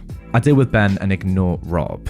I'm super angry and trying to calm Ben down because for a few minutes he was totally distraught. Finally, I get Ben to focus on how he has me and a lot of other awesome friends and family, and that Rob is a stranger and what he thinks doesn't matter. We walked some more, and I saw that Rob was at the park with his wife and teen daughter having a cookout, and he'd apparently been on his way back to his family from a trip to the toilets when he saw us. Back to being super angry. I went back to our gathering and talked to an adult cousin of mine, Jake, telling him what had happened. Now, Jake wanted to get revenge on Rob, but I reminded him that this was my boss. I didn't want Rob to be able to know the revenge had anything to do with me, because then he'd make my work life even worse than he already did. So Jake asked me for anything I knew about Rob that might help. I told Jake a bunch of things, but the relevant info here is that Rob liked to drink a particular kind of locally made beer at a certain bar. Rob had talked of having a drink there on the previous Friday night while his wife and daughter were away visiting her family. Also, Rob had recently told a story at work about his wife's obsession with a particular little green fictional character. Let's call it Yaby Boda. Turns out, his wife kept a stuffed Yaby Boda on their bed at all times. Now, I wasn't there for the revenge setup itself because I didn't want Rob to see me, but Jake filled in the details afterwards. It was basically this. Jake approached Rob and put an arm around his shoulders and tried to kiss him. Rob pushes him off. "What are you doing?" Rob's family is now paying attention. "I'm just so excited to see you, sweetie. Friday night was so amazing," says Jake. "What are you talking about? Seriously? You're gonna act like you don't remember now? I know you were a bit tipsy after all of those local beers at the local bar, but certainly you remember what happened later." "What? Nothing happened later. Or ever. I don't even know your name," said Rob. "Really? But you were screaming it on Friday." At this point, Rob turned red. "You lying son of..." Rob's wife at this point interrupts. "Listen, I don't know who you are, but this is my husband. I'm sure you've mistaken him for someone else. Please, just leave us alone." "Oh, no, I'm not mistaken," says Jake. "We had the best sex ever on Friday night, and now he's acting like he doesn't even know me." "No, I told you this is my husband. You're mistaken." "Oh, maybe I am. I guess it was someone else who took me back to his place on," he says, Rob's street, "and had great sex with me on the bed right next to Yaby Boda. Sorry." Jake turns and walks away. He then overhears Rob's wife saying to Rob, "Oh my god, Rob, what is wrong with you? You're gay now? Really?" Already long story made a bit shorter. Rob's wife wasn't real happy with him anyway, and this was apparently the tipping point that made her file for divorce soon thereafter. Rob frequently complained at work in the following months about how he didn't care about his wife, but really missed his daughter, and how much it sucked to live in his new place compared to his old home. Every time he complained about his lack of a home life at work, I knew he did it to himself when he was mean to a developmentally disabled kid. The best part is he never figured out that I was involved at all. I mean, that is quite possibly the most simple revenge, but the most effective revenge that I've seen in a long time. Literally, one conversation to just decimate a man's entire life. How good is that? And also, even though Rob knows that none of this happened, of course, and he doesn't know who Jake is, imagine being in that position. You don't know who this guy is, but he's saying the most unbelievably specific facts about you. Like, he obviously knows who you are. He knows there's a baby Yoda on your bed sheets. He knows where you live. He knows things about you. He knows what beer you like drinking. How does that even, how can you even comprehend that? I'd be so baffled. I mean, to be honest with you, with all the specific details that Jake was giving, I might even think that I was there on that day. I'd have to hold my hands up and say to my wife, you know what, look, maybe this guy's right. I don't think it happened, but hey, how can he know all this? It's just great revenge. It really is. My boss suspended me for his negligence, so I ruined his life. For a little context, I work at a vape shop, which is already in a rough space due to regulations and laws the government is putting on us. Due to this, we were well aware that certain products we sold and made were highly illegal and enforceable at any time. I am a 25-year-old man, and I've been working at my job for a little over a year and a half. The owner of the company is the one who hired me, and she was the biggest sweetheart in the world. Unfortunately, she was forced out of her company by her son. He's the type of person who believes that he's always right, and if you don't agree with him, he will completely ignore you or fire you. He literally forces mum into retirement by threatening to unalive himself and continues to use that card every time she even says she wants to come and visit. Last winter, we had a massive snowstorm. Getting to work was rough, but we were told that we had to come anyway. We get there and the snow isn't plowed from the parking lot because he didn't want to pay the guy to do it, so we had to. Due to the lot being absolutely massive, we couldn't get it all done in time for us to help customers. As they came and went, we noticed the snow being patted down into the ground and essentially turning into a slip and slide. Of course, he didn't do anything about it and asked me and another co-worker to clear all the garbage out of the other side of the building. When I did, I slipped and hurt myself. I didn't file for workers' comp, but I told them I'd need to rest myself while at work. The next shift, I sat almost the entire shift, and because I couldn't do anything, I sat on my phone, only to get up to help customers. The next day, my manager tells me he got out of a meeting with the owner's son, and I was suspended for a week, 5 shifts. As I'm a college student and rent an apartment and have car payments, I couldn't afford to lose 5 days of pay. I marched into his office and laid it out that either he fires me so I can collect unemployment or unsuspend me. He told me neither was happening and that he was going to use me as an example to the rest of the employees. I was fuming and cussed him out. He doesn't like confrontation, so he shortened my suspension to get me out of the office. He then treated me poorly and singled me out for everything everyone else also does, but I was the only one being punished. Then comes the fact that he wanted to reconcile by forcing me to do handyman work around the place, but not giving me the tools, equipment, or training to do or use any of these objectives. This was the tipping point for me. So, the revenge. Due to being constantly singled out, I came to learn that everyone else was unhappy with this fact. I learned all the dirty little secrets about the company, including illegal products, labor violations, tax violations, etc. I used these secrets that I learned to call multiple government agencies, FDA, OSHA, DOL, and report him by name. First, OSHA came and did an inspection on my day off. He told everyone they only cited him for a small violation and he was good other than that. I was obviously angry at that, but a few weeks later, I got a packet in the mail telling me he got cited for everything and he was getting massive fines. I then get called into the office again with the manager who told me I was suspended. He proceeded to tell my manager that he was getting demoted for not writing me up more and that I was no longer getting my raise until I fixed my attitude.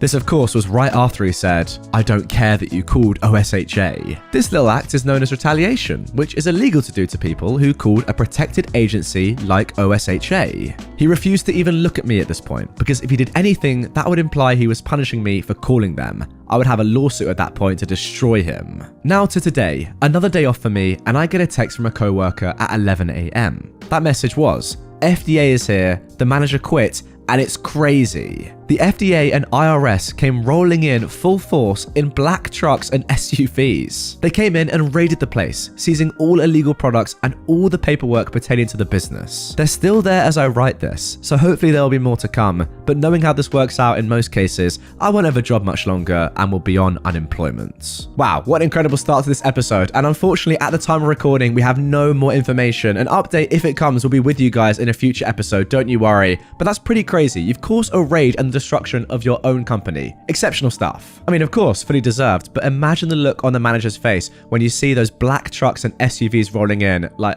oh my god, I'm done. Mock the disabled. Justice is served many years later. This is a story about a POS receiving their deserved karma several years later. Many years ago, I worked in the lovely career of retail.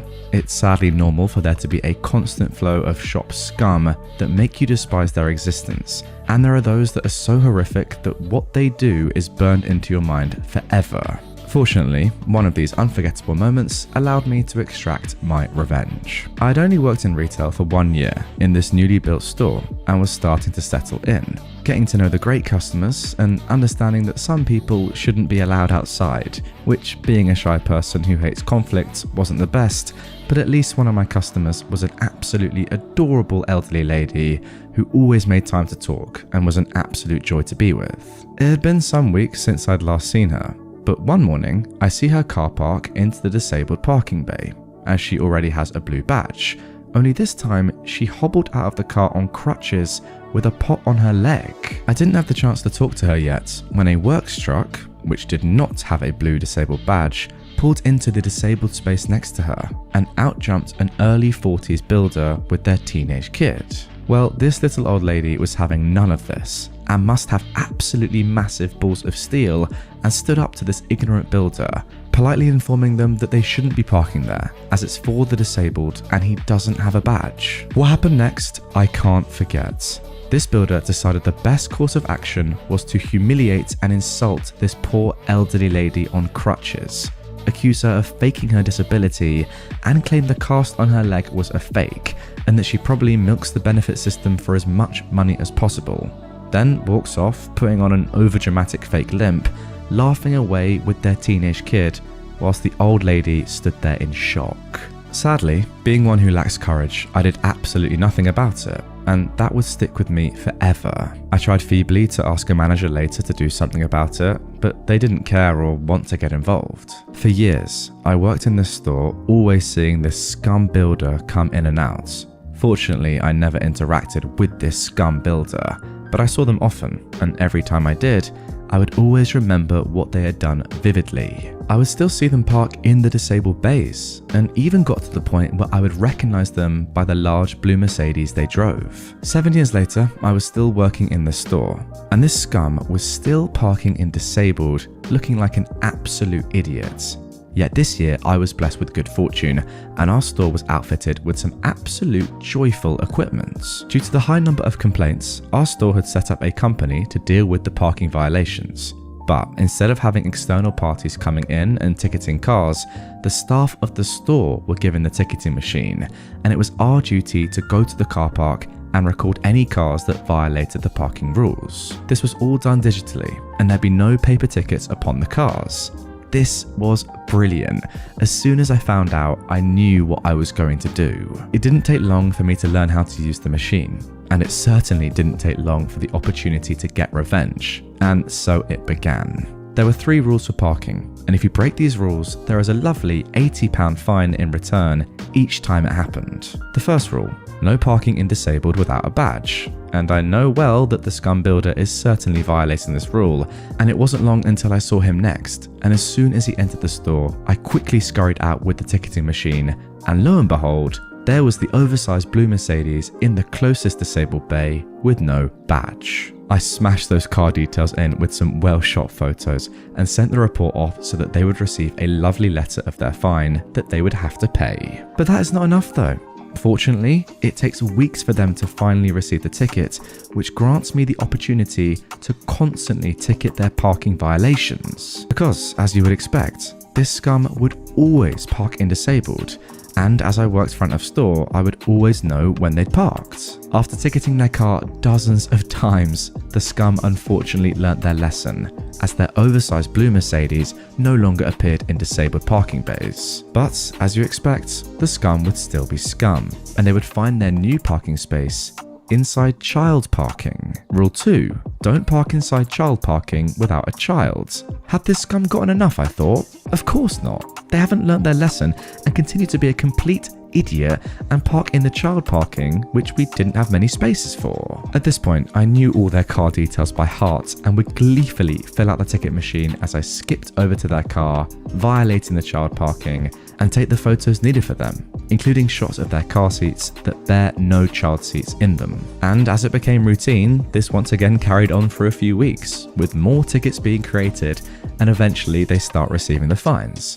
Fortunately, me being me, I am completely invisible to others and often overlooked, and I've yet to been seen or caught. But as all good things must eventually come to an end, when the scum came into the shop, their blue turd automobile was no longer there in child parking or disabled. Has the scum finally learnt their lesson? Would you be surprised if they had not, as it didn't take me long to find them. Rule 3, you must park inside a marked bay. And what a surprise, the scum still manages to screw this up. They'd park over the line, taking 2 spaces up. Well, guess what? That's a job for me and my ticket machine. Trying to park inside taxi parking, but can't fit the big ass car in it? Boom, that ain't inside a marked bay, and ka-ching, another ticket and fine for thee. Have one single wheel slightly over the white line of a bay? Well, guess who technically broke the rule? That's right, Scumbag did. And there goes a few more weeks of fun. until eventually the scumbag runs out of ways that they can possibly break the rules, and our company hires externally to start ticketing cars. So my beloved weapon of justice goes to rest. Now I know what people are probably going to say, that all these fines are not enforceable because of blah blah blah, but I honestly don't care for a few reasons. Firstly, I'm being paid to do this, so either way my time or money isn't wasted. Secondly, it did have an effect, as they repeatedly changed their parking habits. And thirdly, even if they don't end up paying, they're still going to spend an absolute load of time and effort trying to overturn the tickets again and again, having to constantly be harassed by mail. Overall, if the fines are counted separately and added up, they would have received thousands of pounds worth of fines building up over time for being scum. Cherry on the top? About 3 years later, I walk by this piece of scum in the car park and watch as they scream at some innocent dude in a high-vis jacket, accusing them of being the one giving them all the parking fines. Now this put me at peace, knowing this must have seriously got to them and cost them to still be raving mad after 3 years. You know, the only bad part of this story is that the fines had to end. I mean, it was gonna happen, it was inevitable, but my word, imagine this just happened for years and years, and these scumbags never found out until they were hit with, like, I don't know, a £50,000 fine or something. That is the only way the story could have been improved. It is kind of crazy though how one bad act, this scumbag abusing a disabled person for no reason, has led to this. One person, OP, seeking the best possible revenge, and it causing them years, literal years of hardship. It is pretty poetic, I've got to say. Don't mess with an engineer. I worked for a company that provides specialized equipment used in manufacturing. To protect my anonymity, I'll have to be vague about what exactly this machine does. During my time working in this field, I got to know many clients who would need these machines installed and serviced. One of these customers was called Jake. I later left the company to do a different job, but Jake apparently kept my number. One afternoon, I got a call from Jake that they wanted a new unit installing and another unit needed maintenance and wanted to know if I was available. I let him know that I'd left the company, but that I could pass him on to someone who could help. He tells me he'll pay 2x my current rate to install the unit over the weekend. He lets me know that the company has increased the rates for installation and the company just can't afford it. The instructions they sent over just aren't clear enough, and their engineers are scratching their heads trying to figure it out. He begs me to consider it, and I agree. For more context, installing this unit can take a good few hours, or up to a day on your own. The company gives you two options. You can either pay for an engineer to come and install it, or you can save money and they'll send instructions so the customer's own engineers can install it. The instructions aren't easy to follow, and it's company policy that if someone has started to install the equipment, the supplier wouldn't get involved since they couldn't verify that any of the pieces were broken. This will be important later. I drive down on the weekend and they show me the boxes of equipment. I set to work and I make good progress installing the units. Around 6 hours in, and I'm stopped by Jake, who greets me. I let him know I'm nearly finished and he tells me, "Sorry, but they just don't have the budget to pay you." He understands my frustration, but his engineers can take it from here. To say I was frustrated was an understatement. I wanted revenge. There's a small button inside the unit that changes the unit into test mode. This is done to perform maintenance on the unit, but it's impossible to configure the unit with this button pressed. It's only possible to reach this button using a pin, so it's not easily pressed during installation. Because of this, the installation instructions don't mention it. There's no real way of telling the equipment is in test mode. It just won't work normally. I think you can guess where this is going. I click the button, collect my things, and leave. Monday morning, I get a call from Jake. I declined.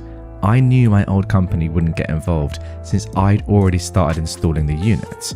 I knew his engineers would never figure it out, so I just had to let him stew. A few days later, with many missed calls, I finally pick up. Jake is furious. He asks me where the hell I've been and why I haven't been picking up the phone. He tells me they cannot figure out how to configure the machine and they need my help. I tell him, why is this my problem? You won't pay me. He told me he was sorry and they'd work something out if I could just get there as soon as possible. I told him, oh no, you're gonna pay me £7,000 up front before I do anything. I'd never felt this powerful before. He screamed at me for a bit and hung up. He called back a day later after saying he's sorry for how he acted and said that if I could come and fix it, he would pay me, in a totally defeated tone. He tried to fight it, saying he'll pay when I was done, but I was having none of it. After a bit of back and forth, he agrees to pay me. The money hit my account and I came in the next day. The look of confusion on his face when I took out a pin and changed the unit from test mode was priceless.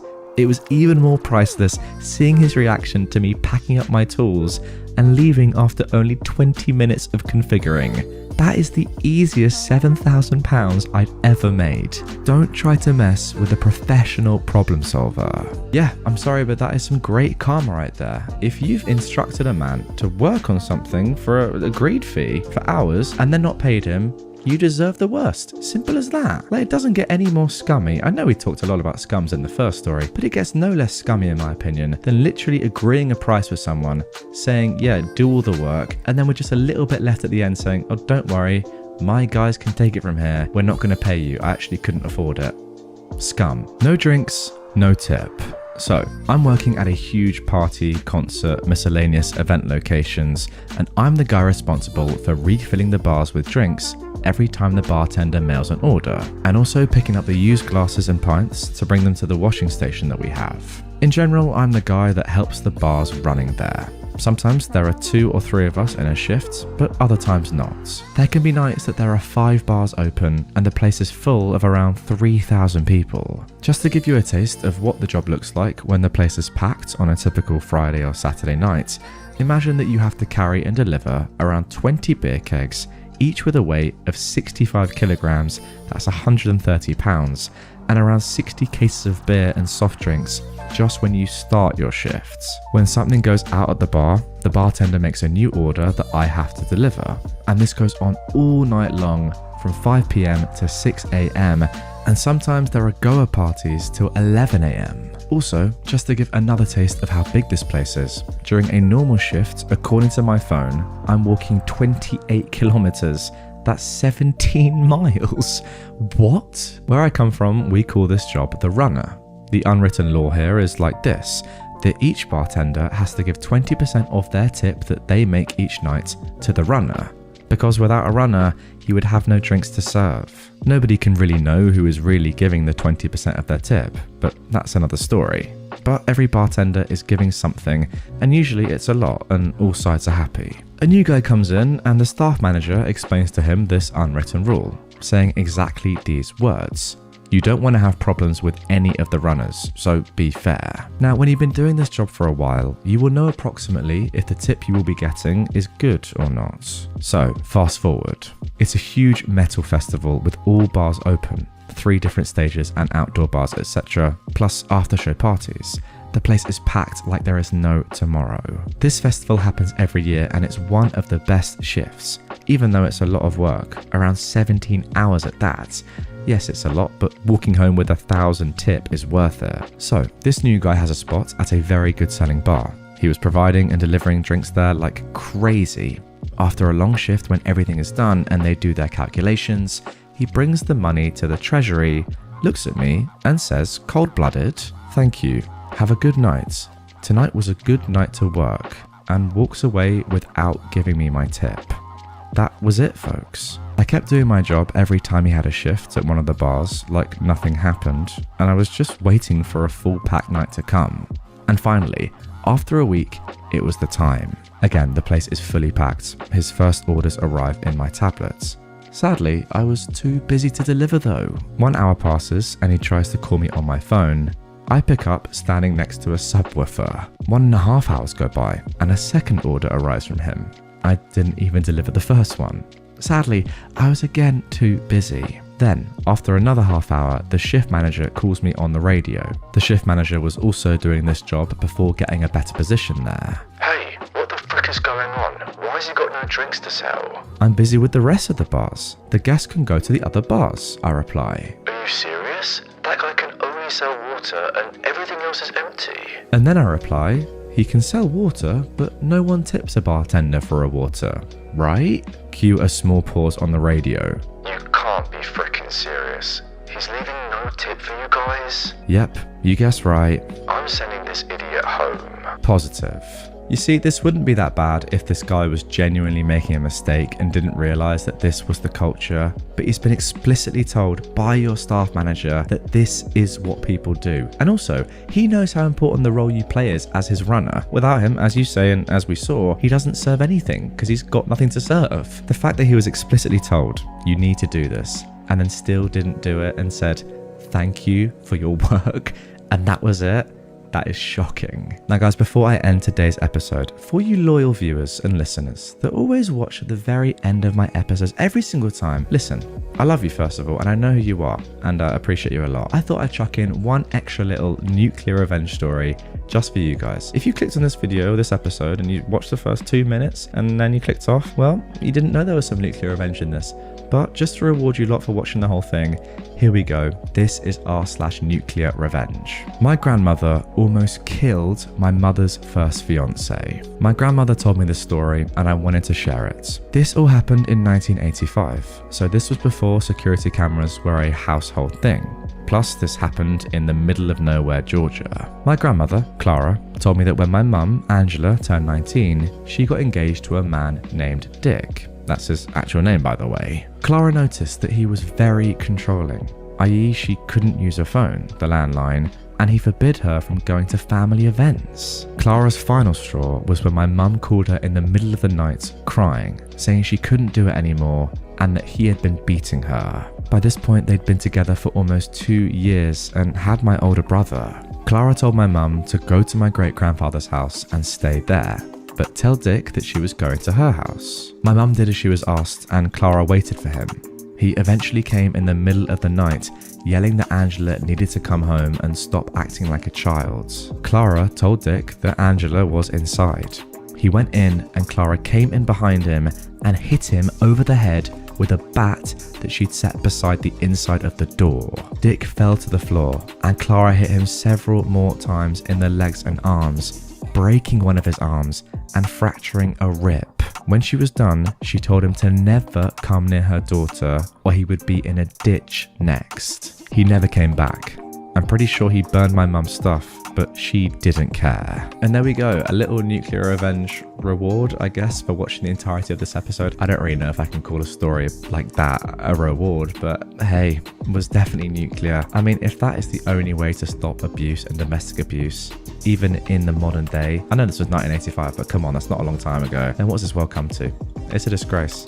I mean, fair play to your grandma for doing that, but my word, the fact that she had to do that just to stop someone from domestically abusing someone is insane. He really shouldn't have touched her there. Backstory. This happened quite a few years ago, and I just got reminded of it by accident. My girlfriend had a fun story about her sparring session today. The story still makes me cringe when thinking about it. You'll soon see why. So I asked if I could share it with you guys and girls. In my opinion, this is as pro as it gets. Ooh, in contrary to some of my other posts, this one will be short and simple, and somewhat uncomfortable for us male readers. My girlfriend and I first met at work. Things clicked a bit, but we never exchanged private info. Unfortunately, we also lost track of each other, but met again at a train station several years later, and we've been dating ever since that day. Every weekend, one of us goes over to the others, and we spend the whole weekend together, sometimes a little more. As one can hopefully imagine, we also do our shopping together. It seems only fair to split the costs a bit, and I'll take shopping with my girlfriend over shopping alone with my earbuds in any day of the week. So, the incidents. It was a normal Friday. My girlfriend came over. I picked her up from the bus station, and we decided to go and get some groceries on our way back to my place. We grabbed several things, including the very much needed beer for a Friday evening, and I also treated us to some snacks. When we get to the till, my girlfriend has a surprise for me. I'll pay if you bag up our stuff. Normally we split costs, but sometimes we also do this because why not? I enter the aisle first, then comes the cart, which is pushed by my girlfriend. And when there's enough space, we start unloading the cart and place our stuff on the band. The people in front of me pay, grab their stuff and leave. I greet the cashier, take a few steps, and I feel the cart softly getting pushed into me, in hindsight. Then things get really weird.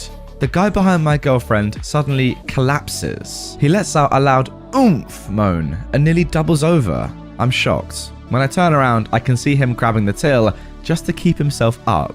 Something is not right with that guy. "Sir, are you okay?" the cashier worriedly asks. And that's when I suddenly start to notice that my girlfriend isn't surprised nor worried in the very least. With an obviously fake look of surprise, at least it looked fake as heck to me, I knew something was up then, she let out a worried, "Oh dear, I think you must have accidentally hit that pole over there. Maybe full force." She said this while pointing to the iron fence which keeps the aisles to the tills separated.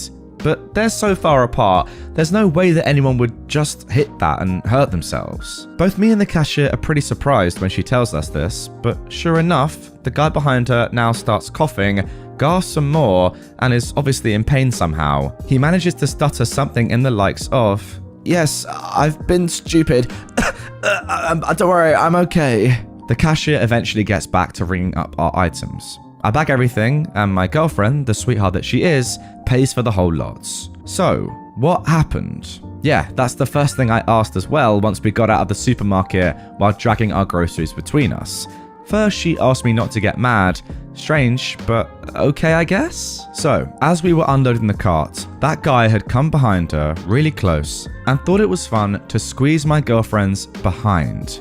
That's a very big no-no. My girlfriend does not appreciate people just touching her, and she will retaliate if it happens, especially with something like this. Unfortunately for that doofus, my girlfriend is quite experienced with martial arts. It started as a means of self-defense classes, mandated by her father, but because her sister took a really serious interest in the whole thing, the both of them took this way beyond just self-defense. It also didn't help him out that one of his feet touched one of my girlfriend's feet, thus making her fully aware where he was roughly standing behind her. And specifically, after moving her feet, she also realized that his legs were somewhat apart. So, she pushed the cart somewhat forwards to cover for her bending over a bit, and then delivered a very quick backwards kick that landed straight between the guy's legs. She then quickly retreated her leg, fake stumbling over something by holding onto the cart and pushing it a bit further than normal, and then acted all surprised as if she had no clue as to what just happened. If it wasn't for the fact that we had been quite close for several years already at that time, she would have definitely fooled me as well. And considering the meek reactions of Mr. Creep, I think he got the message somehow. If you ask me, he was lucky that she didn't wear heels that day, because trust me, that wouldn't have stopped her first reaction in the very least. Not after that kind of assault. Being a guy myself, I can't even imagine how bad that must have felt, but it couldn't be good. And guess what? I wouldn't care less either. Screw that guy. Wow, well, I think I speak for all men when I say that that was very just punishment. There's nothing more painful than a good old kick to the balls, in my opinion. And it was very much deserved. You can't get away with that. And fair play to your girlfriend for standing up for herself and doing that. Very much justified. This guy is a creep. Seriously, who in their right mind just says, "Oh, I'll just squeeze this person's bum"? I'm sorry. Look, it's good enough that she kicked you, but you're lucky you got away without an assault charge, because that is disgraceful. Saved my friend's job and burned my creep of a boss. When I was in college, some 10 plus years ago, I worked for my university as a resident advisor in a dorm. It was a student job that afforded me a place to live in exchange for managing a floor in one of the student housing buildings on campus. The job itself was fairly basic and consisted of helping students with housing issues, maintaining an office hour Monday to Friday, having a duty weekend once a month, and enforcing university policy. While I initially took the position for the housing, the dorm community aspect ended up being fairly enjoyable. Most of the policies of the university housing were common sense. No loud music after 9 PM or running in the building, etc. If someone was found breaking the rules, you tell them to stop and document it in case the issue became a habitual. There were some rule infractions that also came with fines, such as smoking inside or damaging physical property. One of the policies that had a fine attached was getting locked out of your dorm. If you needed to be let back into your dorm, the university would fine you $25. And if you actually lost your key, then you would be charged $500 to recall the door lock. The first year I was an RA, I never charged a student to get back into their dorm. I thought it was a bad policy. As being a poor student myself, I understood what $25 could mean to someone. The building's resident manager, my boss, at that time was about to graduate and didn't care if we charged them to get into their room, and so everything was good. However, in year 2, I have my first meeting with the other RAs and our new RM. We will call him Doug. Doug was one of those people who was immediately overly friendly, and because he was a friend, felt like he could come into your personal space. Stuff like touching your shoulders or arms while talking to you. It was in this first meeting that he assigned out all of the master keys for the building. He had 2 keys for each floor, which were inside a zipper binder, along with a key log consisting of the key's serial number and the RA it was assigned to. This will become important later. He gave us each one of the keys and then placed the second on a duty set of keys, which were checked out on the weekend by the pair of RAs on duty. While the university policies for a student losing a key were bad, the policies for an RA losing a master key are worse. If you were to lose a master key, you would be terminated, thus losing your housing, and be fined the cost to re-core each door on your floor. That's $12,000. While we already knew this, I recall how much time Doug specifically spent reiterating this fact to us in this first meeting, and how he was no longer responsible for the keys since we now had them. Several weeks into the semester, I'm conducting duty rounds in the building with another RA whom I'm friends with. We'll call her Brittany. Brittany is very smart, assertive, and always a laugh, so I loved working duty with her. This day, however, Brittany seems a bit down. After a bit of prodding, she confides in me that Doug has been making her uncomfortable and that he kept touching her. I believed I understood what she meant because I also disliked how touchy he was and how close he would get to me when we spoke. But that's not what she meant. I talked to her about reporting him, but she didn't want to, presumably since Doug was one of the department's golden boys. Brittany said she'd had enough of him, so she told him off and didn't think it would happen again, but asked me to stick around her anytime he was around. After learning what Brittany told me, I asked another female RA who I was friends with what she thought of Doug. While she didn't claim he'd done anything to her, she did express that she didn't like being alone with him. I decided he was a creep, and I became very brief anytime I had to speak with him. I also made sure I would stick around after staff meetings until everyone left, and would linger in the office doorway if Doug called one of the girls back. The year goes on, and I continue doing my job just as I had the year before. I document major and minor incidents, but I don't ever document letting students back into their dorms. One weekend, I'm on duty and get a notification on the duty pager. Yeah, a pager from a student. I call them and they're locked out on another floor. I grab the duty set keys and head to let them back into their dorm. In the hallway, I run into Doug, who asks what I'm doing. We have a brief exchange, I tell him I'm letting a student into their room, and I continue about my way, thinking nothing of it. The following Monday, I am called into the office. I am asked about the student I let into his room and how often I have to let people in. I'm honest, and I tell him that I never charge the students and I do it several times a month. Apparently, because the students are informed of the policy and their responsibilities when they accept the keys, Doug considers my failure to charge them to be theft from the university. He'd apparently reviewed all of the reports submitted under my user ID and seen that I'd never charged anyone for being let back into their dorm, and told me that he was referring me for disciplinary action. The disciplinary action didn't go far, or at least no one higher up ever spoke to me about that situation. For me though, this drew a line that only served to reinforce my opinion of Doug. School continues, much as it had. A few months before the end of the year, I am again doing duty rounds with Brittany, who is clearly upset. Apparently, a few nights prior, she had a late night and a few drinks with friends. Early the next morning, a student had awoken her from her drunken stupor because they'd locked themselves out of their dorm. Still half asleep, she grabbed her master key and let the student in. When she returned to her room, instead of putting the key up, she had instead set it on the counter, where it had then fallen into the trash. Awake the next day and not realizing what happened, she took her trash to the dumpster and it was gone to the dump before she knew what had gone on. Brittany couldn't afford to lose her job, housing, and be fined $12,000, so she was at a complete loss as to what to do. After considering the consequences of reporting what had happened and deciding that that was a bad course of action, we brainstorm and decide that we need to find a way to make a new key without anyone knowing. We didn't have long to act either, as each day ran the risk of a random key check by Doug. The university keys are made on a key blank that are not readily available at local shops, presumably for this exact reason. So we scoured the internet looking for a copy and ended up finding one that looked like a match. However, the website's picture was just a silhouette of what the key's outline looked like, so we weren't 100% sure. It was though our best option, so we ordered it. A plan was born. With our key blank en route, we decided that we would take the second master key on the duty set midweek, when it's not being used, and take it somewhere to make a copy. The next problem was once we had a working copy of the key, we would still need to find a way to get the key's serial number back onto the copy. Luckily, Brittany knew someone with hammer stamps we could use to imprint the numbers on the key, and I somehow remembered the binder that Doug had with the serial numbers written inside. Because Doug's office was across the hall from his room, he could always hear if anyone was in there. Since Brittany had bad experiences with Doug, we didn't want him to find her in there alone, so it fell to me. I waited till night on one of my duty weekends and go into the office. I opened the door as quietly as I could, and I snuck in, leaving the door only slightly ajar so that no one in the hall could immediately see in. I was only halfway through looking for the binder when I heard Doug's door open. Sure enough, Doug steps in and asks what I'm doing. I know my heart was racing, but I come up with what I thought was a believable lie. I told him I had to use the university computer in his office to file an incident report because my laptop wasn't working.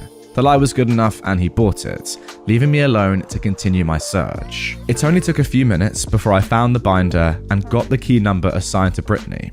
I went ahead and filed a bogus report on a minor infraction in case Doug checked, and I was out of there. Each day we waited to see if the key blank would arrive. The plan hinged on this key, and it was exhilarating, feeling the plan beginning to come together. When it finally came, it was a perfect match, except for the large key brand stamped across it. There wasn't a way to cover it up, and it was too noticeable to pass as a real key. The whole plan seemed to fall apart.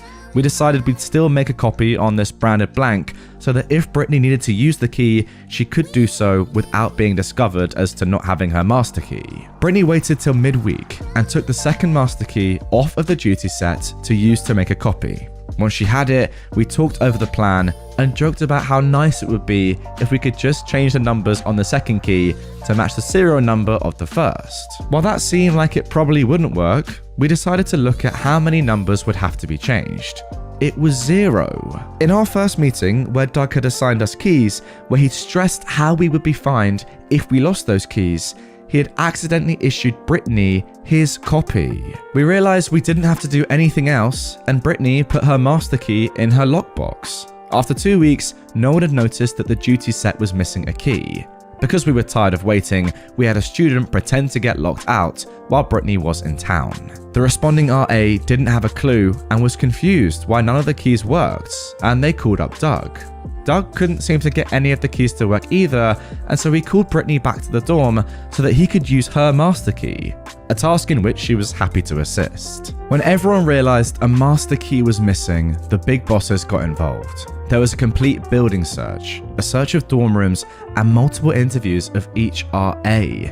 None of the RAs knew anything but Brittany and I, so we feigned ignorance along with everyone else. I believe they suspected Brittany initially, but when she was able to produce her correct master key, their demeanor with her drastically changed. The floor got re-cored as you would expect. They never did figure out where that key had gone, and thus couldn't justifiably charge anyone for the incident.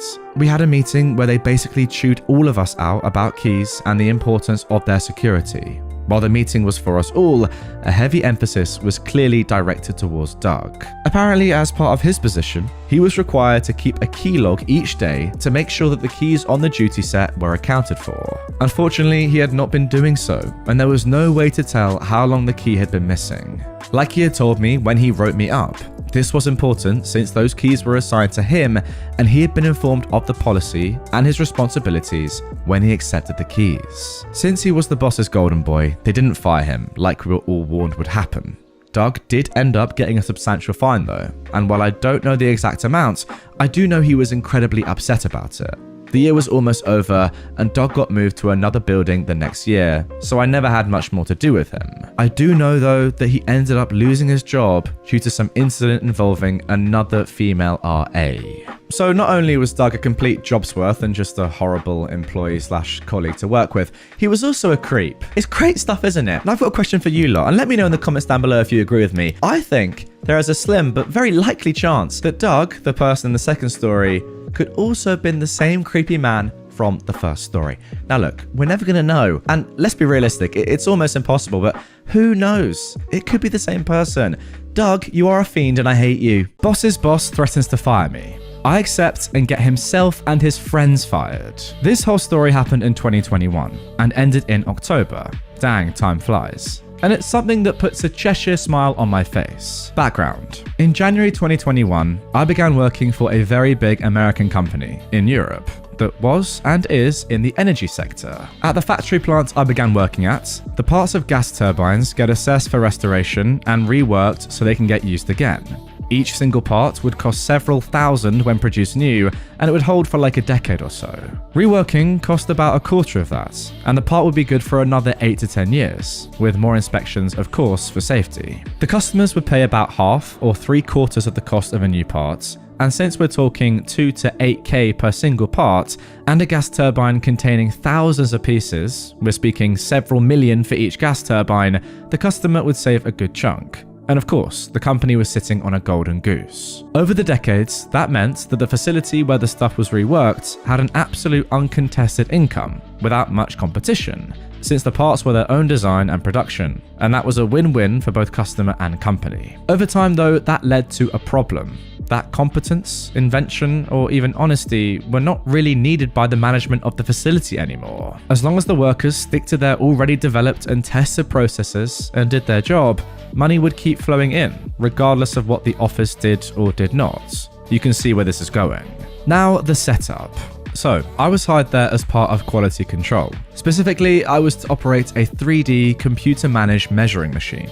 Gas turbines get, as you can imagine, pretty hot and they spin fast. And a decade of heat combined with dynamic stress has the nasty habit of deforming stuff.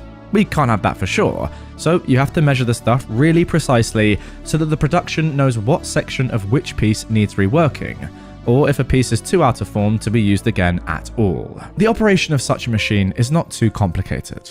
Put the piece into the bracket, clamp it down, load the correct model and start the program. You get the measurement report then as a text file, an Excel, as well as a PDF. The pieces, usually rotary blades, nearly always came in sets, 24 to 216 depending on the size. When all are measured, you compile all the reports the machine made into one Excel with a somewhat complicated method. It wasn't hard, I learned all that in a week. That machine was immensely important for the facility, running in 2 to 3 shifts per day, 6 days per week. About 80% of all pieces that went through the reworking process had to be measured at least twice. As nearly anyone with a technical background can guess, operating a machine and understanding what it's actually doing are two big different things. When I started, there were only 3 guys that understood the machine properly, as well as a technician, Vladimir, who could actually fix codes or reprogram a 3D model if there was a problem. Vladimir, however, was the technician for the entire facility, so was very busy. And when he had to come over, his time would need to be paid for by the department. That's something the bosses didn't encourage, so to say. Of the 3 guys who knew the machine, Antonio is important. He'd been working there for a few centuries at least, knew every nook and cranny, and while being a simple worker, if stuff went wrong, he was the guy you turned to. He had a bit of a short temper and very blunt language, but he was honest, open and very fair. I, myself, am not the most social person. I always held back, with a brutal honesty, and I take my professional, cold attitude a bit too seriously, I guess.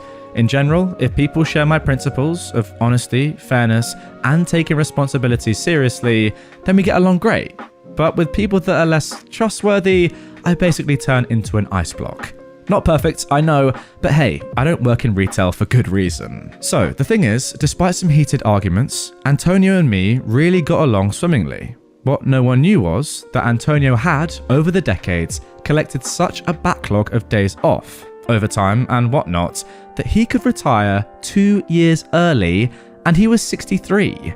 He decided to groom me as his successor and began teaching me every little detail about the measuring machine, how to fix stuff, how to do proper maintenance, why it did certain stuff, and so on. Yes, he was a perfectionist, but so am I, so I really appreciated it. What I noticed in my first week in the company was the biggest problem there. The facility had a massive problem with cliques, clans, and little circles. If you were part of the correct clique, you could do what you wanted and remain untouchable. If you aren't, well, your credit goes to anyone but you, and you are the perfect scapegoat. I didn't care about it much, to be honest. I'm a bit of a rule fanatic, and I stick to them even when everyone else ignores them. For me, this was a well-paying job with a horrible commute, 1 3/4 hours in one direction, so I wanted to stay there for as long as I could, earn my money, and then just take the next job. There was a fourth guy who was operating the machine, in air quotes. I don't remember his name, so let's call him Igor. Igor was part of the same clique as my boss, Manuel, my boss's boss, Freddie, and of course his own boss, Boris, who was also his brother. Igor was working the measuring machine, simply because it was the most comfortable job that he could perform. Usually, he would do the night shifts, as that paid extra. Occasionally, he'd take the late shift, while I always took the early one. This was the least popular, due to the 6 AM start, but I liked going home at 3 o'clock. Igor was, well, not a light bulb. He was like a wet match in a dark basement somewhere in a black hole. I might be a bit too harsh with him now, but that was all I ever got to see from him. He was also pretty lazy, rude, and arrogant. After all, he had an untouchable status due to his brother's best friend being boss of the entire assessment department. Alright then, that is the background and setup done, now on to the actual story. A good 6 months after I started there was the first incident with the measuring machine. We received the material in pallets, and it was the firm rule that the rotary blades had to be sorted in numerical order. Each had a serial number and a set number. Stuff went a ton faster and easier if all was sorted clean, 1 to 82, or whatever the set went up to. Occasionally, an order, which were usually 2 to 4 pallets, would arrive unsorted at the measuring machine. Then we had to sort them. Since we had to lift the blades out one by one anyway to measure them, it was not that big of a deal, just a tad bit annoying. Igor never finished a set if he could help it, leaving just 1 or 2 blades left for measuring. And even when he had to finish a set and start a new one, he would never compile the reports into one Excel. I'm pretty sure he didn't even know how that worked. One morning I came to work, and like so often, there was just 3 blades left to measure. I shrugged without care and wanted to just finish the order and start the next. The problem was, the pallets were a complete mess, completely unsorted, despite them being measured. Igor had worked the late shift the day before and would also work the late shift that day, so I'd actually get to see him for a few minutes when I handed my shift over. This of course meant that I'd have to sort all of the pallets while also operating the machine with the next order as to avoid a delay. The machine was a bit of a bottleneck at the facility. Usually this is a chill post. The blades are never heavier than 22 kg, about 48 pounds, and you have like 6 to 14 minutes between the measurement cycles to lift them out and exchange them with the last measured blade. Sorting the last order took me 2 hours of quite sweaty work while also operating the machine nearby, so I was somewhat annoyed. When Igor came in that afternoon, I asked him in a politely manner why he'd not sorted that one order. He replied in quite a rude tone that he wouldn't do that. I was a bit baffled, and I asked if he didn't know that it was mandatory to do that. He simply replied in a pretty rude tone again that he wouldn't speak about it. Outright refusing to speak about a problem? What the heck? I told him that if he didn't want to speak about it, I'd have to speak about it with my boss.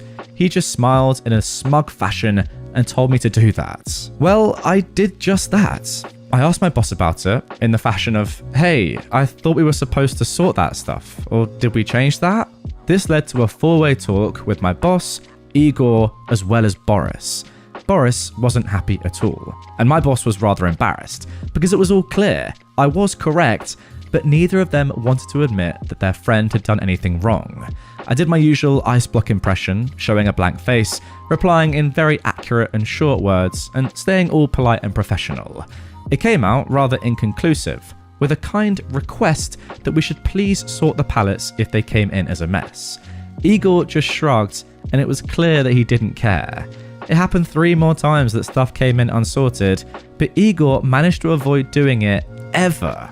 Okay, strike 1 out of 3. 6 weeks later, there was the second incident. Every morning before I started, I would maintain the machine like Antonio had showed me to do, cleaning everything and rubbing special liquid into stone tread the machine's arch ran back and forth on. One morning, I came in and turned the machine into manual mode like every morning so that I could run the arch to the end of the thread for maintenance. A second thereafter, I heard a grinding noise and instantly stopped the machine. The arch was an air cushion based runner, kind of like a hovercraft, where the bottom of the arch would always remain a tiny bit above the surface to ensure minimum vibration. So, a grinding sound is really, really bad. I quickly inspected the thread and found quite the deep crater in the stone surface, maybe 2 to 3 centimeters deep, an inch, and wide. That was enough for the air cushion to lose pressure, so the arch was sliding over the stone surface of the thread. This inspection also revealed scratches along nearly the entire length of the thread, so it was pretty clear that this machine had been running with this crater for a good bit of time.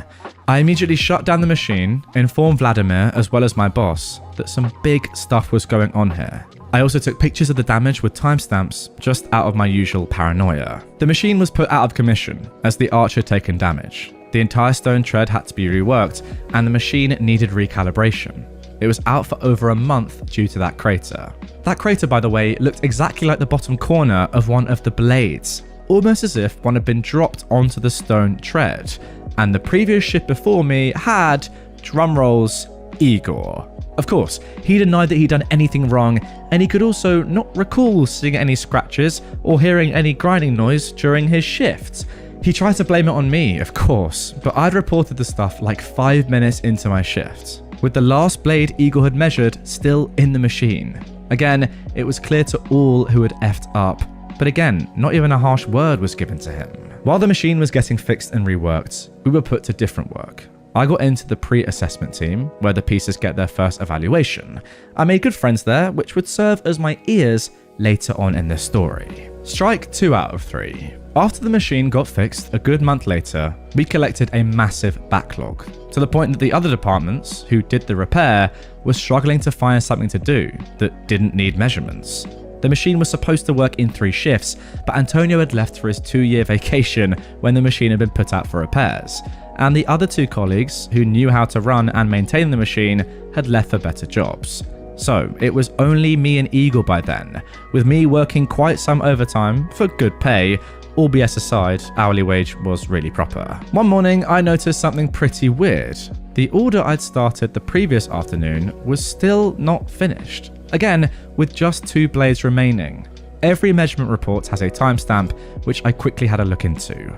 The measurement cycle for these was like 3 minutes plus 1 minute exchanging one blade for the next. For some reason, the measurement reports from Igor's shift had like 10 to 15 minute gaps in between. Some even half an hour. Igor was still around as he'd had the night shift. I knew he was a bit of a slacker, but these gaps were quite big. So I first thought that maybe there'd been trouble with the machine. So I asked him if he'd had any trouble with the machine last night, and he snapped at me that all had been fine. I asked if he was sure, and in return, he inquired as to why I was asking. I told him there were some quite large gaps in between the measurement reports, and that I couldn't find any error message of sudden stops or such. Igor looked at those timestamps for a moment, back at me, and just shrugged before he went home. That would have been the end of it, if it wouldn't have been even stranger the next shift, on Monday. I had, for once, not worked on Saturday, so Igor had 3 shifts in since I'd last clocked out. I came in as usual, did the maintenance and cleaning, and wanted to check how far Igor had gotten. 4 orders had gone through since my last shift, so I assumed that, as usual, I would have to compile the reports. But there were none. I was pretty confused, searching the orders numbers, checking the machine protocol and all. The measuring machine had been running over the weekend with no shutdown or restart visible in the log, but also no measurement reports at all.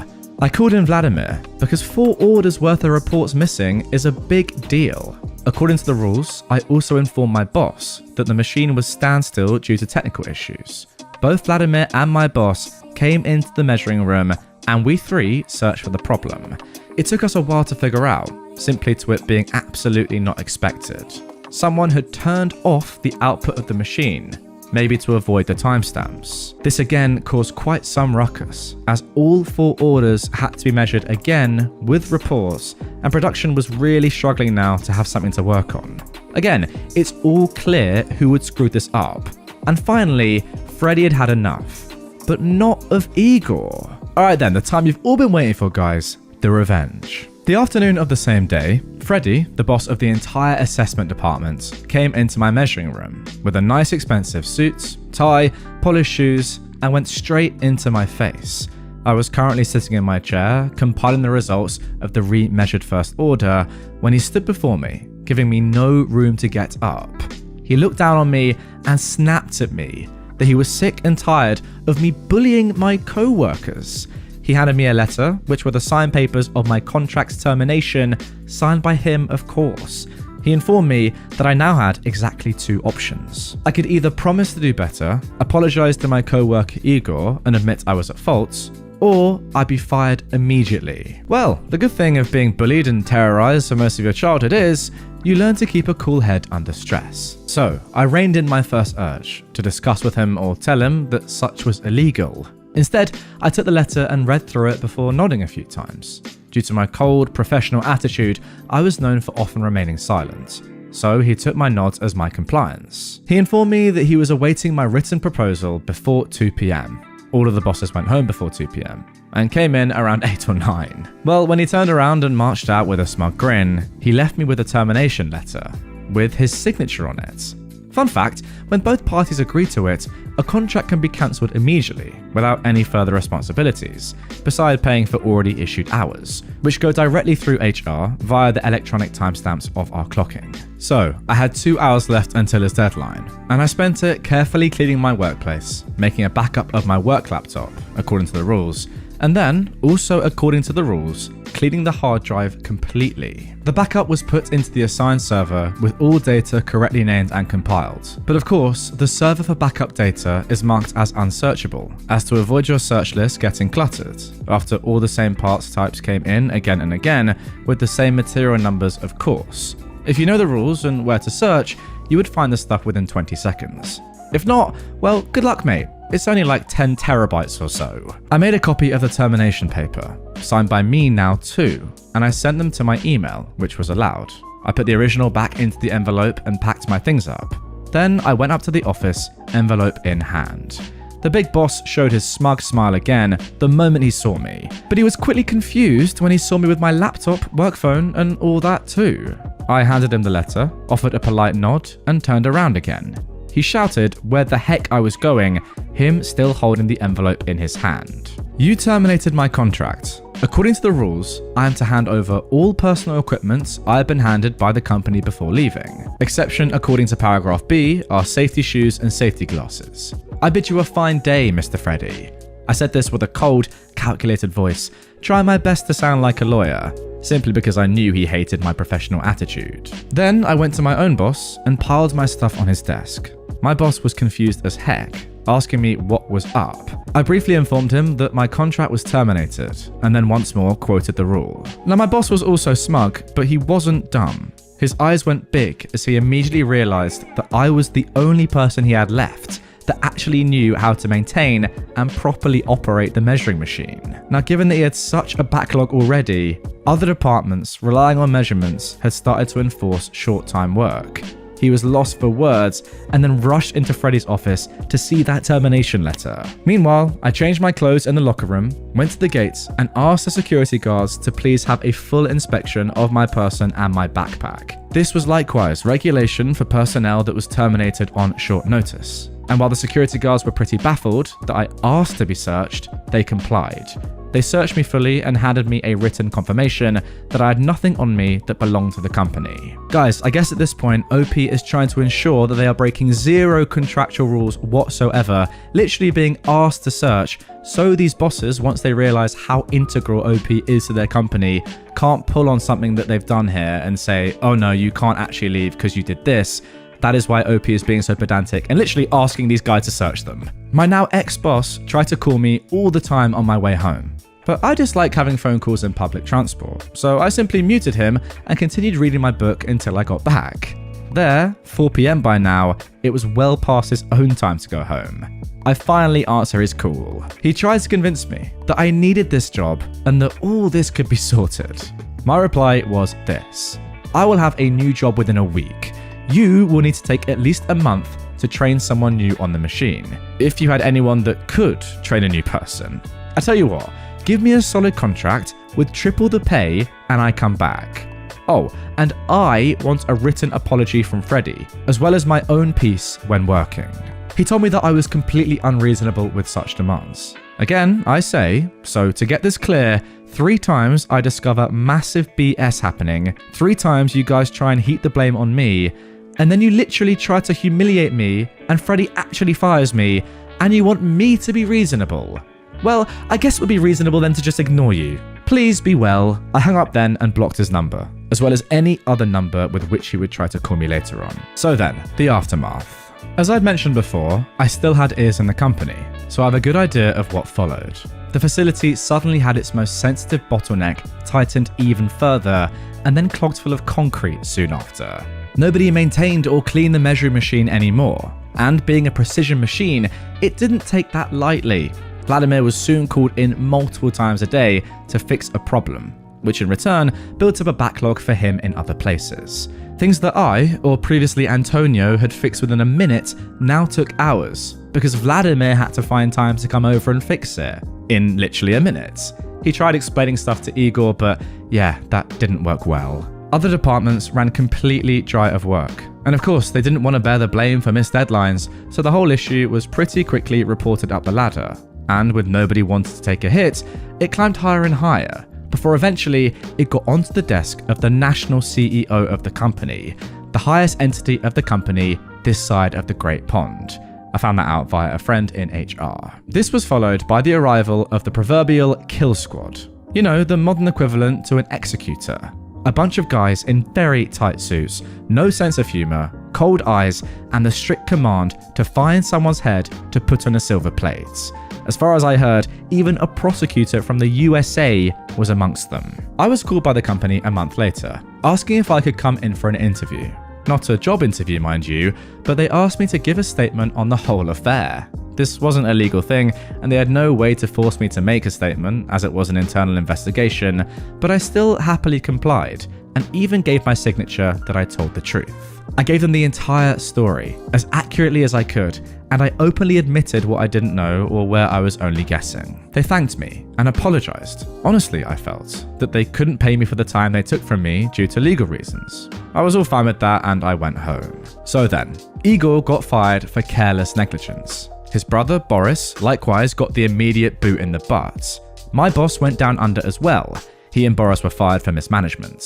Their boss, however, Freddie, not only got fired, but dragged in front of court. I've got no idea how that went on, as he was dragged to the US. But given how ridiculous that justice system is, and that he'd been designated as a scapegoat by one of the biggest companies worldwide, it wouldn't be surprised if he had to hold very tightly onto the soap for a good while.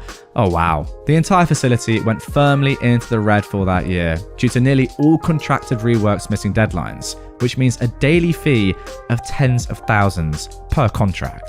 My ears in the company soon sought themselves new jobs, despite in one case being there for 20 years. The last I heard is that the company had to contract the producer of the measurement machine to train new employees as to how to operate it properly. I'd asked for triple my pay. Well, those guys were more like triple the zeros at the end. Oh, and I did find a new job within 1 day. So I was fired on the Monday, had the interview on Tuesday, a test work day on the Thursday, and I was asked at the end of that day when I could start, which was the next Monday. I do manual measurements now in an incoming quality control department. The boss is a blast, the team is all friendly, and my commute is 18 minutes with an electric scooter. I've worked there for 9 months now, and I'm already the de facto team leader for the first sample stuff. And best of all, I'm appreciated for the work I do too. So there we go, we got there in the end. Admittedly, the setup for that one was quite long, but fair play to you if you stuck through it. I certainly did, and I'm still here to live the tale. He assaulted my girlfriend, so he died in prison. Before I start the story, I need to make a few things clear. All the names in this story are changed to protect our privacy. This story is from one of my older friends, so a few details may be messed up. Also, there is one massive detail or piece missing from this, because people will be able to find out who this story is about if I include this detail. So part of this may be slightly confusing. My friend, Joe, was one of the smarter people at school, and was kind of a nerd. But when he was 15, he started dating a girl named Lily. Lily used to date the star football player named Max. Max still really wanted to be with her, but he was pretty abusive. After Joe dropped Lily off at her home, he walked back to his. This was after school. He found Max and his gang at his home. Max and his other friend, Sam, beat him up, and the others stood around, cheering them on. They'd broken one of his ribs and his left arm and leg. About 6 months later, after summer break, Sam turned 16 and was given a nice Infiniti car for his birthday. Joe skipped a period and walked a few blocks to the grocery store, and he buys a dozen eggs and a bunch of Nutella. He mixed it with warm water and put it in a squirt bottle. Now Sam's car was parked off campus, away from security cameras. Sam had left the back window open, and Joe used the open window to unlock the car. He spread Nutella, which really looked like dog poop, all over the seats. He sprayed the raw eggs on every surface of the entire car. I don't know Sam and Max's real reaction, but it did involve them being embarrassed, gagging, puking, and a lot of cussing and death threats. 2 years later, when they were all seniors, Max and his new friend, Ben, were at a party that Lily happened to be at. They took her into the back room and assaulted her. I was at Joe's house. I was 15 when Lily burst in, sobbing. Joe went back with her for about 3 hours. At about 4 a.m., he came out and explained what happened. Max and Ben had stripped her down and made her play with them. I don't think I can talk about what else happened on this subreddit. This made Joe mad. A few weeks later, during another party, Joe burnt Ben's car. He had a thing for destroying cars. No one had been in it, as Joe wasn't a murderer. Skip forward about 7 years now. Joe is 25, and he found out that Max ended up in prison. Joe called up a friend of his who was in the same prison that Max was in. At the time, Joe told me that his friend had beat up Max, and that someone else had later killed him, and that he didn't order that death. I later learned what really happened. Max had been SA'd by the other prisoners and then beat up. Apparently, Max wasn't very well liked in prison, and someone else had murdered him. Joe did not order his death, but I won't say that he was anything but smirking when he learned that Max was dead. A few things to wrap up the story. Joe is happily engaged to Lily, Ben was killed during a gang fight, and Sam dropped out of college and had 3 wives within 5 years. I've got no idea what happened to him after this. Alright, now obviously guys, a few details here are missing, but OP has addressed those in the comments. They say, the part about the parties is missing a major detail about some revenge, but I didn't out it in the story because it involves some things that would make who we are immediately obvious to certain people. They continue, I also want to clear something else up. My friend did play a part of getting Max into prison, but it wasn't entirely him. I should have added this to my story though. Then another commenter says, I may know you. Without giving too much detail, was this in the PNW? Also, he deserved it. And then OP replies, if PNW means Pacific Northwest, then yes. So look, obviously we don't have all the details here, but it seems that some people know what was going on, and this story definitely is real. Well, what a way to start today's episode. All I can say is karma. You do something as horrible as that, and let's be honest, you kind of deserve it. It sounds harsh, but so is assaulting somebody. I guess the moral of the story is, if you're gonna have the body of a star football player, maybe stay out of prison. And also don't drop the soap, you mug. Alright then, moving on to our next story now. Now, because that first one was pretty hard-hitting, let's go with something a little bit more light-hearted. Neighbours kept parking in our lots. I froze them out. This happened around 20 years ago. Our family owned 2 apartment buildings, 3 units each. We lived in 2 of them and rented out the other 4. There's nothing but these 3 flats lining both sides of the road for about a mile. Not all have parking. On the side streets are houses and very little street parking. We had more land than most of these units since it was also our home, so we had parking for around 16 cars. Everything was fine for literally decades. Then, cars started appearing in our parking lot that were not our tenants. I blocked one in one day. I went outside to see this butthole had driven through our bushes and across the yard to get out. I called the cops, there was nothing they could do. So I called a tow company and had them put up signs. We'd have to call them to have a car towed, but the signs seemed to work. No more random cars. Until New Year's Eve one year. I arrive home and every space is filled. There are even cars on the street blocking in other cars. I'm beyond fuming. I call the tow company. They can't do anything for a few hours because they're so busy. We're in the Chicago suburbs. It's below 0 out. I have an idea. I dig out the lawn sprinklers and hoses. I run one hose inside to the laundry room faucet and turn on the hot water. This way, the hose and sprinklers won't ice up. But the cars and ground sure did. 3 sprinklers moved every half hour or so, for almost 5 hours. Every car, every square inch of the parking lot, the street by the cars, encased in ice. I made it a point to spray ice in the locks, between the window seals and glass, in the grills. I put away the sprinklers and hoses and went to bed. 4 a.m. Furious pounding on the doors, doorbells ringing non-stop. We just smiled and called the cops, waited until they arrived, and then went outside. The cops were holding back laughter. These people were told to park here by their friend who owned an apartment several buildings away. The same idiot who drove over our bushes. I pointed at the tow sign and told the people to move their cars or get towed. In our town, cops can ticket on private property with the owner's permission. So all cars were ticketed. They were also towed since, of course, nobody could get in their vehicle. I wish we had it on video. Now this is what I love to see. No one directly getting hurt by this, lots of people losing money, and it's all deserved. Imagine the inconvenience. You've come home from a New Year's party and you're like, oh my gosh. Can you just imagine? You look at your car and it's just a block of ice. Just picture that for a second. Sensational. You know what? You could say that it's not fair that all these guys, take the brunt of it because their friend told them to park there. Yeah, I get it. Their friend told them to park there, but they were the ones that parked there without looking around and thinking, oh, can we actually do this and not just blindly take my friend's word for it? If you see a sign that says, do not park here or you'll be towed, private property, maybe don't park there. I think they deserved it. New ownership takes over, and Guy goes on vacation for 2 years due to stupid new rules. A family friend was working at the same company since he was 26 up to when he was 64, when the below started. I did get his approval to retell the story, just not include anything specific, so I'm keeping it anonymous and quite general on those details. Part of the problem was the laws in the country increasing the retirement age from 62 to 65 when he was in his early mid-50s, and then again from 65 to 67 when he was about 62 or 63. The old owners were a family and ran the business with benefits to the employees. From everything I've heard, I think they were giving an extra vacation week after every 6 years at the company. So on top of the standard 4 weeks, he had an extra 6 weeks at the time of these events. Also, people had access to 2 weeks of working home office when the job allowed them to, or an extra week off for those that couldn't use it. So he was getting 11 weeks off each year. As a bonus, the family owners were allowing people above 55 to use their vacation time as they desired, all at once, with about a 2 weeks notice, which was just a courtesy, according to the guy, or segmented, or even not use it, and pile it up for when retirement came.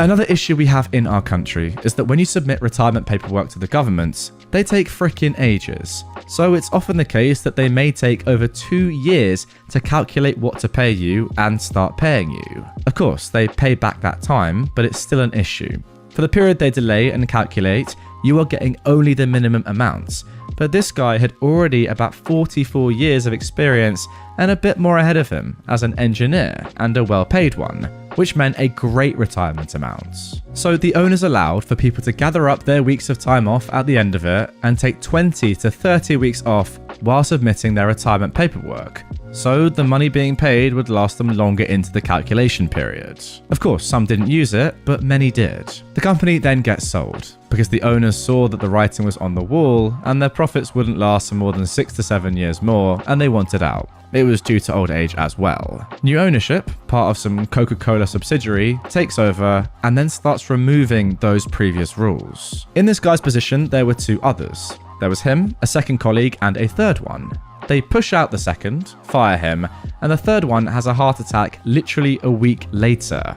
Rest in peace. They also go and dock his pay by 15% because you are making too much for a simple engineer. Now, these 3 workers actually held a patent for the machinery used on something specific, a second one on how to make that machinery, and a third one on the process of the production of a small but significant part. The old owner had allowed them to put the patents on them when they invented a new, 30% cheaper and 75% faster way of production years ago. So suddenly this guy is all alone in his position at 64 years old, and the company hires 6 people for him to train in that position. At the same time, they give up to the end of the year for all the piled up vacation time to be claimed. Notice the wording, claimed, not used. It turns out this guy had been using between 1 and 5 weeks for the past decade, So he'd gathered 87 weeks of time off, including the current year, but the new bosses hadn't looked at specific cases apparently. They get him the 6 new people to train, and they tell him that he needs to have them all trained in 6 months.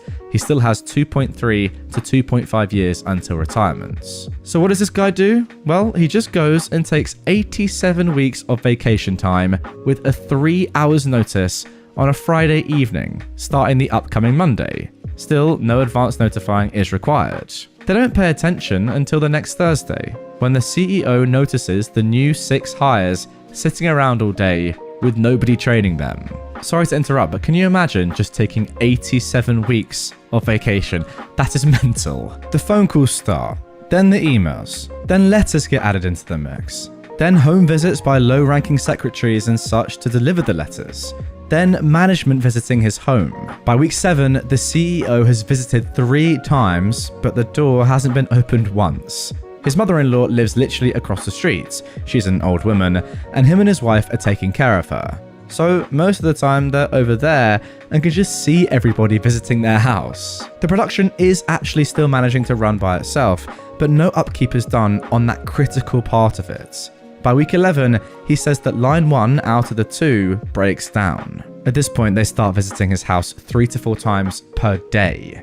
2 weeks later, the second line breaks down. He obviously has a lot of friends inside and is getting constant updates. At that point, they have only 4 weeks of backstock to keep the rest of production running. It's December, right before Christmas, and he goes in during week 13. He says he needs to take some things from his locker room, and the CEO starts yelling at him. "You are stopping your time off right now. You're coming back to work to fix everything up." So he offers to come back for 3 days under an agreement that the entire week will be returned to him to use for time off. The CEO reluctantly agrees and tries to push him also to start the training. No budging though, only fixing things up and go on vacation again. By Saturday, everything is fixed up, and he even leaves a couple of basic instructions on what needs greasing every week. Then he's off again. A few weeks pass. The new year has come around and a line is broken again. He gets called back and the CEO pretends like the previous deal will be used again. He goes in for 2 days, fixes everything, explains a couple more things to the team of 6, who by now have other duties, not just sitting around all day, and when he's about to leave, the CEO says, "Tomorrow at 8 a.m. The guy says, "What?" And the CEO explains, "You could claim your time off by the end of last year. You just ended your claim time off, so you're losing the remaining 69 weeks. The guy is furious and just goes straight and reports the company to workers' rights. They're actually dumbfounded by the time off he's amounted, and the lady serving him calls her colleagues to listen in.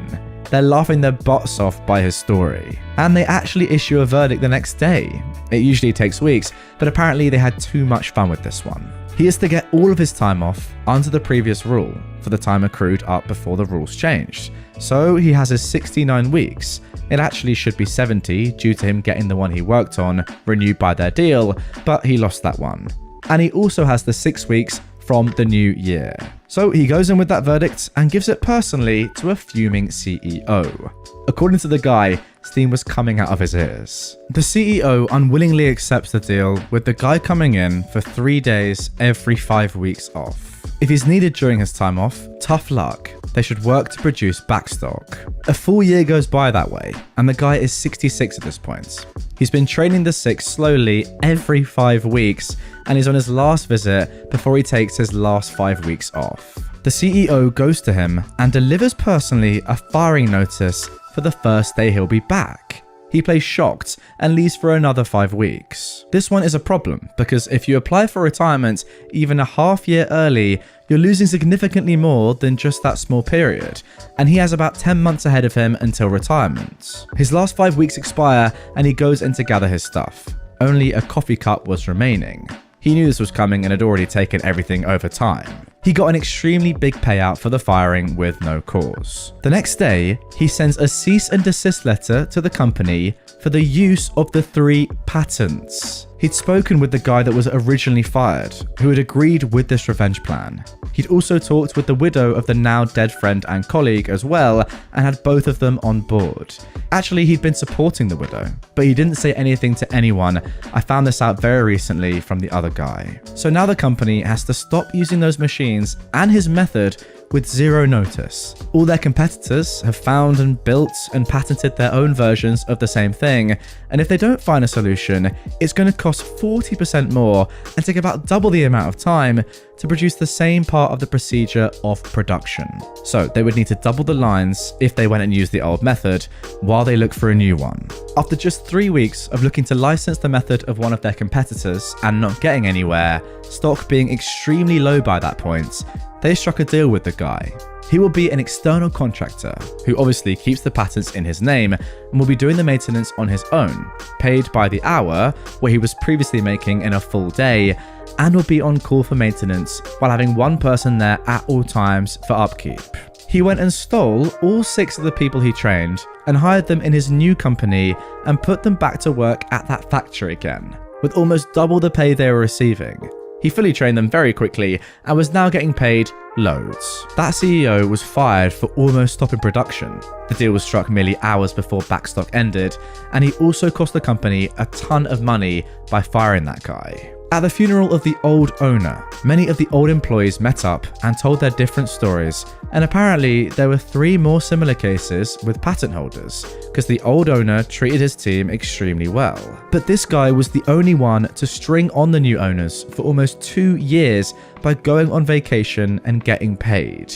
All of them had a great laugh, including the widow of the owner and his sister, who were the other 2 partners in the factory before it got sold. To be honest, the main thing I've taken from that story is how crazy it is that you can have some owners or bosses that are so amazingly nice, like this person's first bosses, the original owners of the company, who after an employee did something so amazing and invented a great way of doing something that would save them so much time and money, let them patent it. I mean, that is so selfless and amazing. And then you get the new owners who just say, you know what, F you, you're doing everything by my rules and you're having no vacation. Like, it's crazy that 2 people like that can exist. It's funny and it's great because you know what, you did the right thing here and just literally abuse your power. Good stuff. I really think the new owners should have just done more research and found out what was going on in the company before they came in. Like, do your due diligence. Don't just go in and then expect everything to be the way you think it's going to be. If someone's owed 70 plus weeks of vacation, then they're going to take it. And there's nothing you can do about it. And it's your own fault that you didn't realize that before buying the company. A man harassed me and I got his retirement benefits taken away. So this took place over 3 years, give or take some. I, a 29-year-old woman, left the military and picked up a contracting job in the same field. While I was starting my new career, I was also leaving an unhappy and abusive marriage. My ex-husband, a 29-year-old, was a store manager at a GameStop, and when asked if he gave military discount, he would give military discount and ask if people knew me on base and what I was up to. A man we will call Bubble Base, around 35 years old, actually worked for me, and the 2 of them bonded over their mutual hate for women. Bubble Base would refer to me as a whore and slut at work, and even went so far as to attempt to get my home address to give to my ex. I reported the incidents through proper channels and had to get a new apartment, but unsurprisingly, the military did nothing to Bubble Base. So I decided to keep my eyes on him and wait until he made another misstep.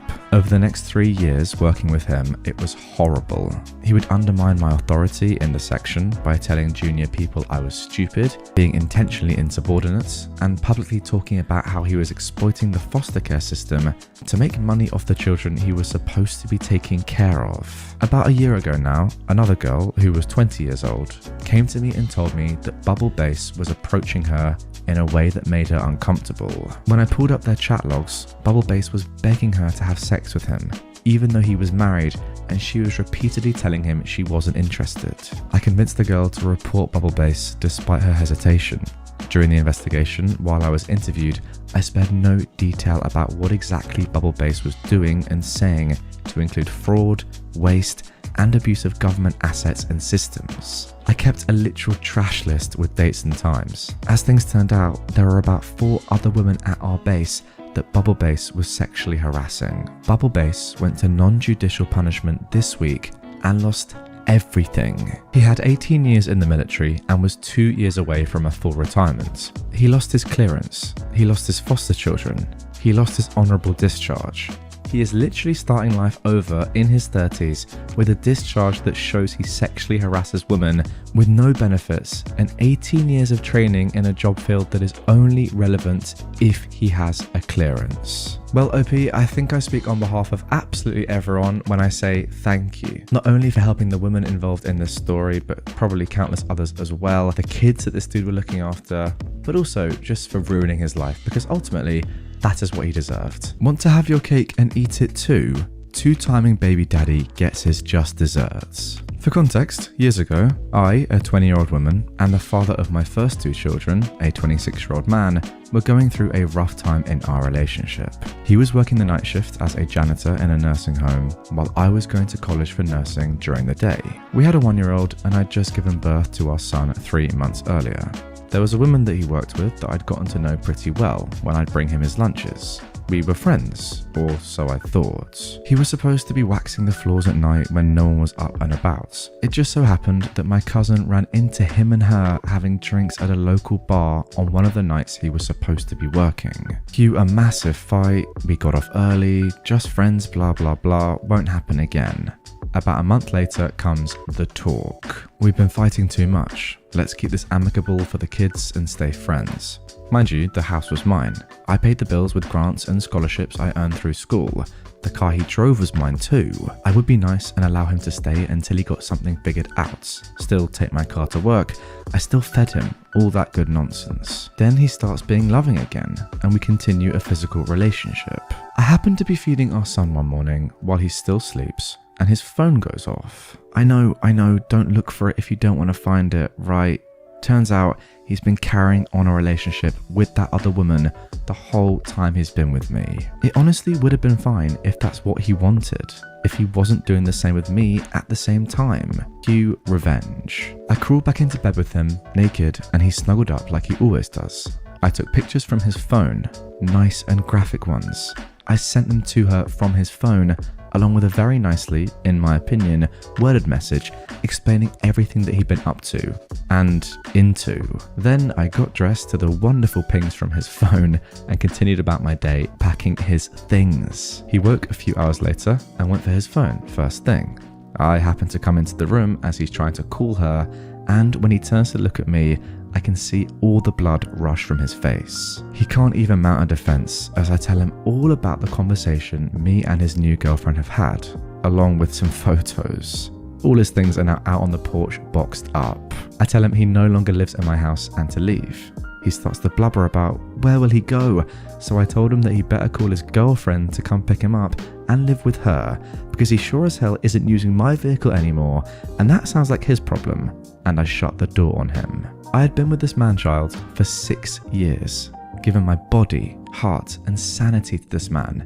Heck, I was even willing to still let him live there, not paying bills, eat there, and drive my car for him to be sleeping with both of us at the same time. Was it petty? Heck yeah. But it was deserved. Oh, 100% it was deserved. That's one of the worst things you can do is cheat on your partner, and I assume that neither of you 2 women knew what was going on. So if anything, you were helping her out by explaining the situation. Yeah, I mean, from her behalf, it's obviously not nice to hear, but at least she now knows and can move on with her life, as can you. I don't like liars. This happened over 5 years ago, and it's still one of my proudest moments. I was dating this guy, Dan, going through a custody battle with his ex-girlfriend over their toddler.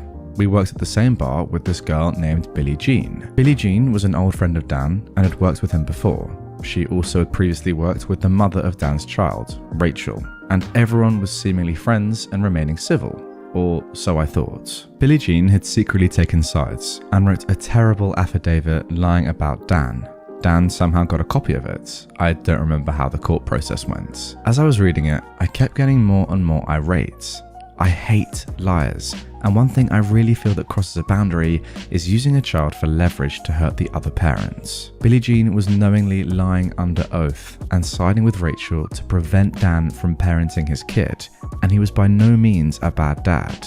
Well, Billie Jean had enemies enemies that I worked with and had easy access to contacts. These enemies had sold Billie Jean a car that she wasn't paying them for. I didn't necessarily like the people who owned the car, but the enemy of my enemy is my friend. I called them up and told them I came in peace. I asked if they had Billie Jean's address to get back their car. They did not. I passed off Billie Jean's info and waited for her to call me. Now, I was one of 2 people who could have ratted out the location of the car. And when Billie Jean called me to tell me her car got repoed, she said, "I have no idea who could have done it. It would either have been you or my ex, Robbie." I tell her casually, "I don't think it was Robbie." And I swear up and down, she responded with, "Well, who would have done it then?"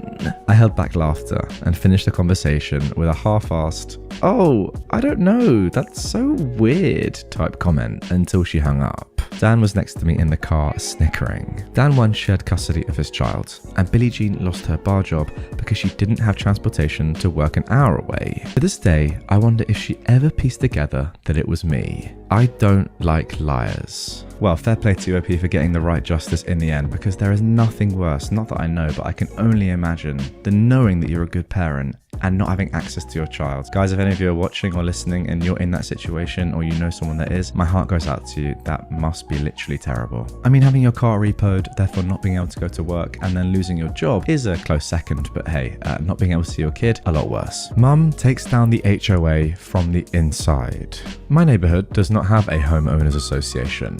At least, not anymore. When my parents first moved in, with my older sibling maybe 2 years old, and with me as a little glowworm, there was an HOA. They took money from the neighborhood in exchange for their services. At first, and for quite a while, my parents just kind of shrugged it off. The HOA shoveled the snow off the streets in winter and dealt with trash collection, so they were doing something worthwhile, right? Ha, no. The city controlled the snowplows and garbage trucks, not the HOA. But still, there was the illusion of efforts. And besides, one summer they decided to contact a company to plant new trees all over the neighborhood. The fact that the company was owned by the son of the head of the HOA was totally coincidental. Those trees were the beginning of the end for the homeowners association. Why? Well, my grandma on my dad's side was visiting when they came around to plant the trees. My grandma, who was a certified master gardener, and so she stared through the windows of our house as the guys planted the trees, just dropped the saplings on the grass, still with their roots inside the bag they came in. No holes dug, no holes cut, just a bagged sapling lying on the grass like a pathetic and sad stick. The saplings laid there all night. No one came back to actually do their job and plant them. My master gardener grandma mentioned offhand that those saplings were going to die unless they got in the soil. And something then clicked in my mum's head. She was paying the HOA money, actual money, every month, while both she and my dad worked, taking care of 2 very little kids, sending us to daycare and preschool, and arranging babysitters and feeding us. And the homeowners association was just going to pull this half-assed BS instead of do what she was paying them for? No freaking way. So she showed up to the head of the HOA's house and basically demanded that the trees get planted properly like she's apparently paying them for. The head of the HOA, so excited for someone that actually cared about the neighborhood, then made their second mistake. They asked if Mum wanted to join. She agreed. The trees were planted, but most didn't make it. My grandma was right. First things first, my mum showed up to the next HOA meeting. There were like 5 people there. No wonder they asked Mum to join. They desperately needed the people. So Mum looked at this collection of white people, herself included, who weren't actually paying money to the HOA like the rest of the neighborhood. All the contractors the HOA called in were always close relatives of other HOA members and weren't paid by the HOA. After all, they're family. So my mum started digging. She spent pretty much a full summer taking down the HOA before she had to go back to teaching in the fall. With me carted along after her and my sibling old enough to be in school or daycare, she dug through the years of paperwork detailing the HOA's financial situation. And she found something extremely enlightening. The HOA didn't actually do anything. Well, they didn't do anything to benefit the community. Everything they claimed to do was either covered by the individual homeowner or by the city itself. So they were collecting money from all the neighborhood residents under false pretenses. And actually they weren't even supposed to be in our neighborhood at all. their association zone was a whole different neighborhood. So what is a working mother of 2 small children to do while her husband is off at work and she's off for the summer? She goes door to door with pamphlets. Me and my sibling in a stroller as she weaves her way through the neighborhood blocks. The pamphlets explaining the situation and how to stop paying for services you'll never get. Pamphlets that are, of course, written in both English and Spanish to account for the high amount of Latino and Hispanic people in our neighborhood. And naturally, she got a lawyer and an accountant.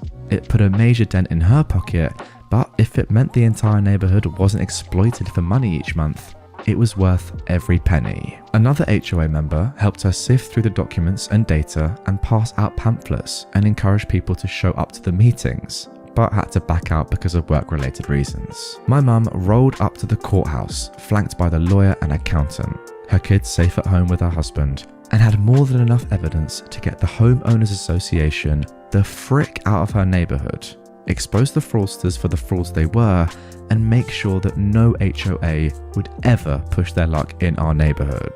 It's been almost 19 years now, and no one's even tried making another homeowners association. Well, OP, first of all, can I just say, love to your mother. She is an unbelievable woman. Guys, if you're watching on YouTube and you can comment down below, get in the comments and just put love to your mother. That's all I want to see down there, because it's all I believe in. I mean, seriously, what a woman, off her own back for 0 pay, and ultimately she lost money here, quite a lot of money it sounds like. She is just getting rid of people that are exploiting others for no personal gain of her own, other than just helping out other people that don't even realise they need the help. What a lovely woman. What I'd love to know is what happened to all the money that was gathered over the years from residents in that neighborhood. I assume it was just gone, which is a real shame, but at least for the next 19, 20 years and into the future now, no other money will be taken for no reason. Old Fart gets his revenge. This story was from my grandpa, who knew this guy when he was growing up in the 1960s. So we'll call this guy Henry. He was old as anything when this story took place. In New Mexico, in the early 1960s, Henry owned a decent-sized ranch. Now, Henry was a bad mother effer. In his younger days, he fought in World War I and was rumored to be a gunfighter in the last days of the Wild West. He was also rumored to be associated with the mafia in Chicago in the 1920s when he went to college. Henry had about 15 ranch hands and 3 sons. He had lots of cattle and land. His youngest son was in the army at this point in time, and the other 2 had other jobs. A lot of his ranch hands were black, and some were refugees fleeing racial violence in the East at that time. So one evening, his guys were attacked and beaten up, and a couple of his cows were killed by unknown attackers. But it was pretty obvious it was the KKK. After assessing the situation, he couldn't really do much, as the police force were useless, as they only had about 2 guys in the town police. These attacks continued for a couple of weeks. Nobody was beat up again, but some cows were killed and fences and stuff were destroyed. Henry received a note saying that he had to get rid of all his black workers by the end of the week, or they were going to burn down his ranch and kill everyone and everything. So he kind of said, screw this, and called his son, who just so happened to be on leave. His son and a couple of his army buddies were on leave, and they pretty much had nothing else to do but come over. He was also really good friends with a biker gang in the area, who he probably helped hide bodies on his land. So they came over and helped him prepare. No, he didn't want the police involved, as he was an old guy and did things the old-fashioned way. So he sent a couple of ranch hands over to town to get drunk and distract the police, and he bailed them out in the morning. Basically, it was 2 underpaid cops trying to contain the drunken madness in a bar in a small town in the middle of the NM deserts. So one night, the clan pulled up ready to trash the place. The remaining ranch hands were having a bonfire and seemed completely oblivious to their impending doom. They were strapped though. Henry had his son and his buddies and the bikers hidden in the barns and sheds ready to attack. When the KKK showed up, they had gasoline cans and some weapons, and there were about 10 of them. Basically, it plays out that the cowboys all acted drunk until the bikers and soldiers showed up and surrounded the clan, and then pulled their guns out. Now, I never heard if anyone was killed or if he just gave them a good scare, but there hasn't been a single racial incident or animal murdered in that town since then. Also, Henry died a couple of years later. From cancer probably, because he smoked and dipped for like 60 years because it was healthy back then. Anyway, Grandpa was cool and knew a lot of badasses like Henry. And there we go. Nobody likes the clan, do they? I mean, if you do and you're a fan of the clan, let me know in the comments down below because I'll block you forever. So yeah, do that. But hey, fair play to your grandpa and for Henry for doing that and getting some good justice. Now, obviously, this story happened a long time ago. 1960s is now 60 years ago, which is crazy to think. But yeah, my point being that it's hard to qualify these events exactly. But hey, if they did happen, and who knows, maybe they did, maybe they didn't. I don't really care. Good justice nonetheless.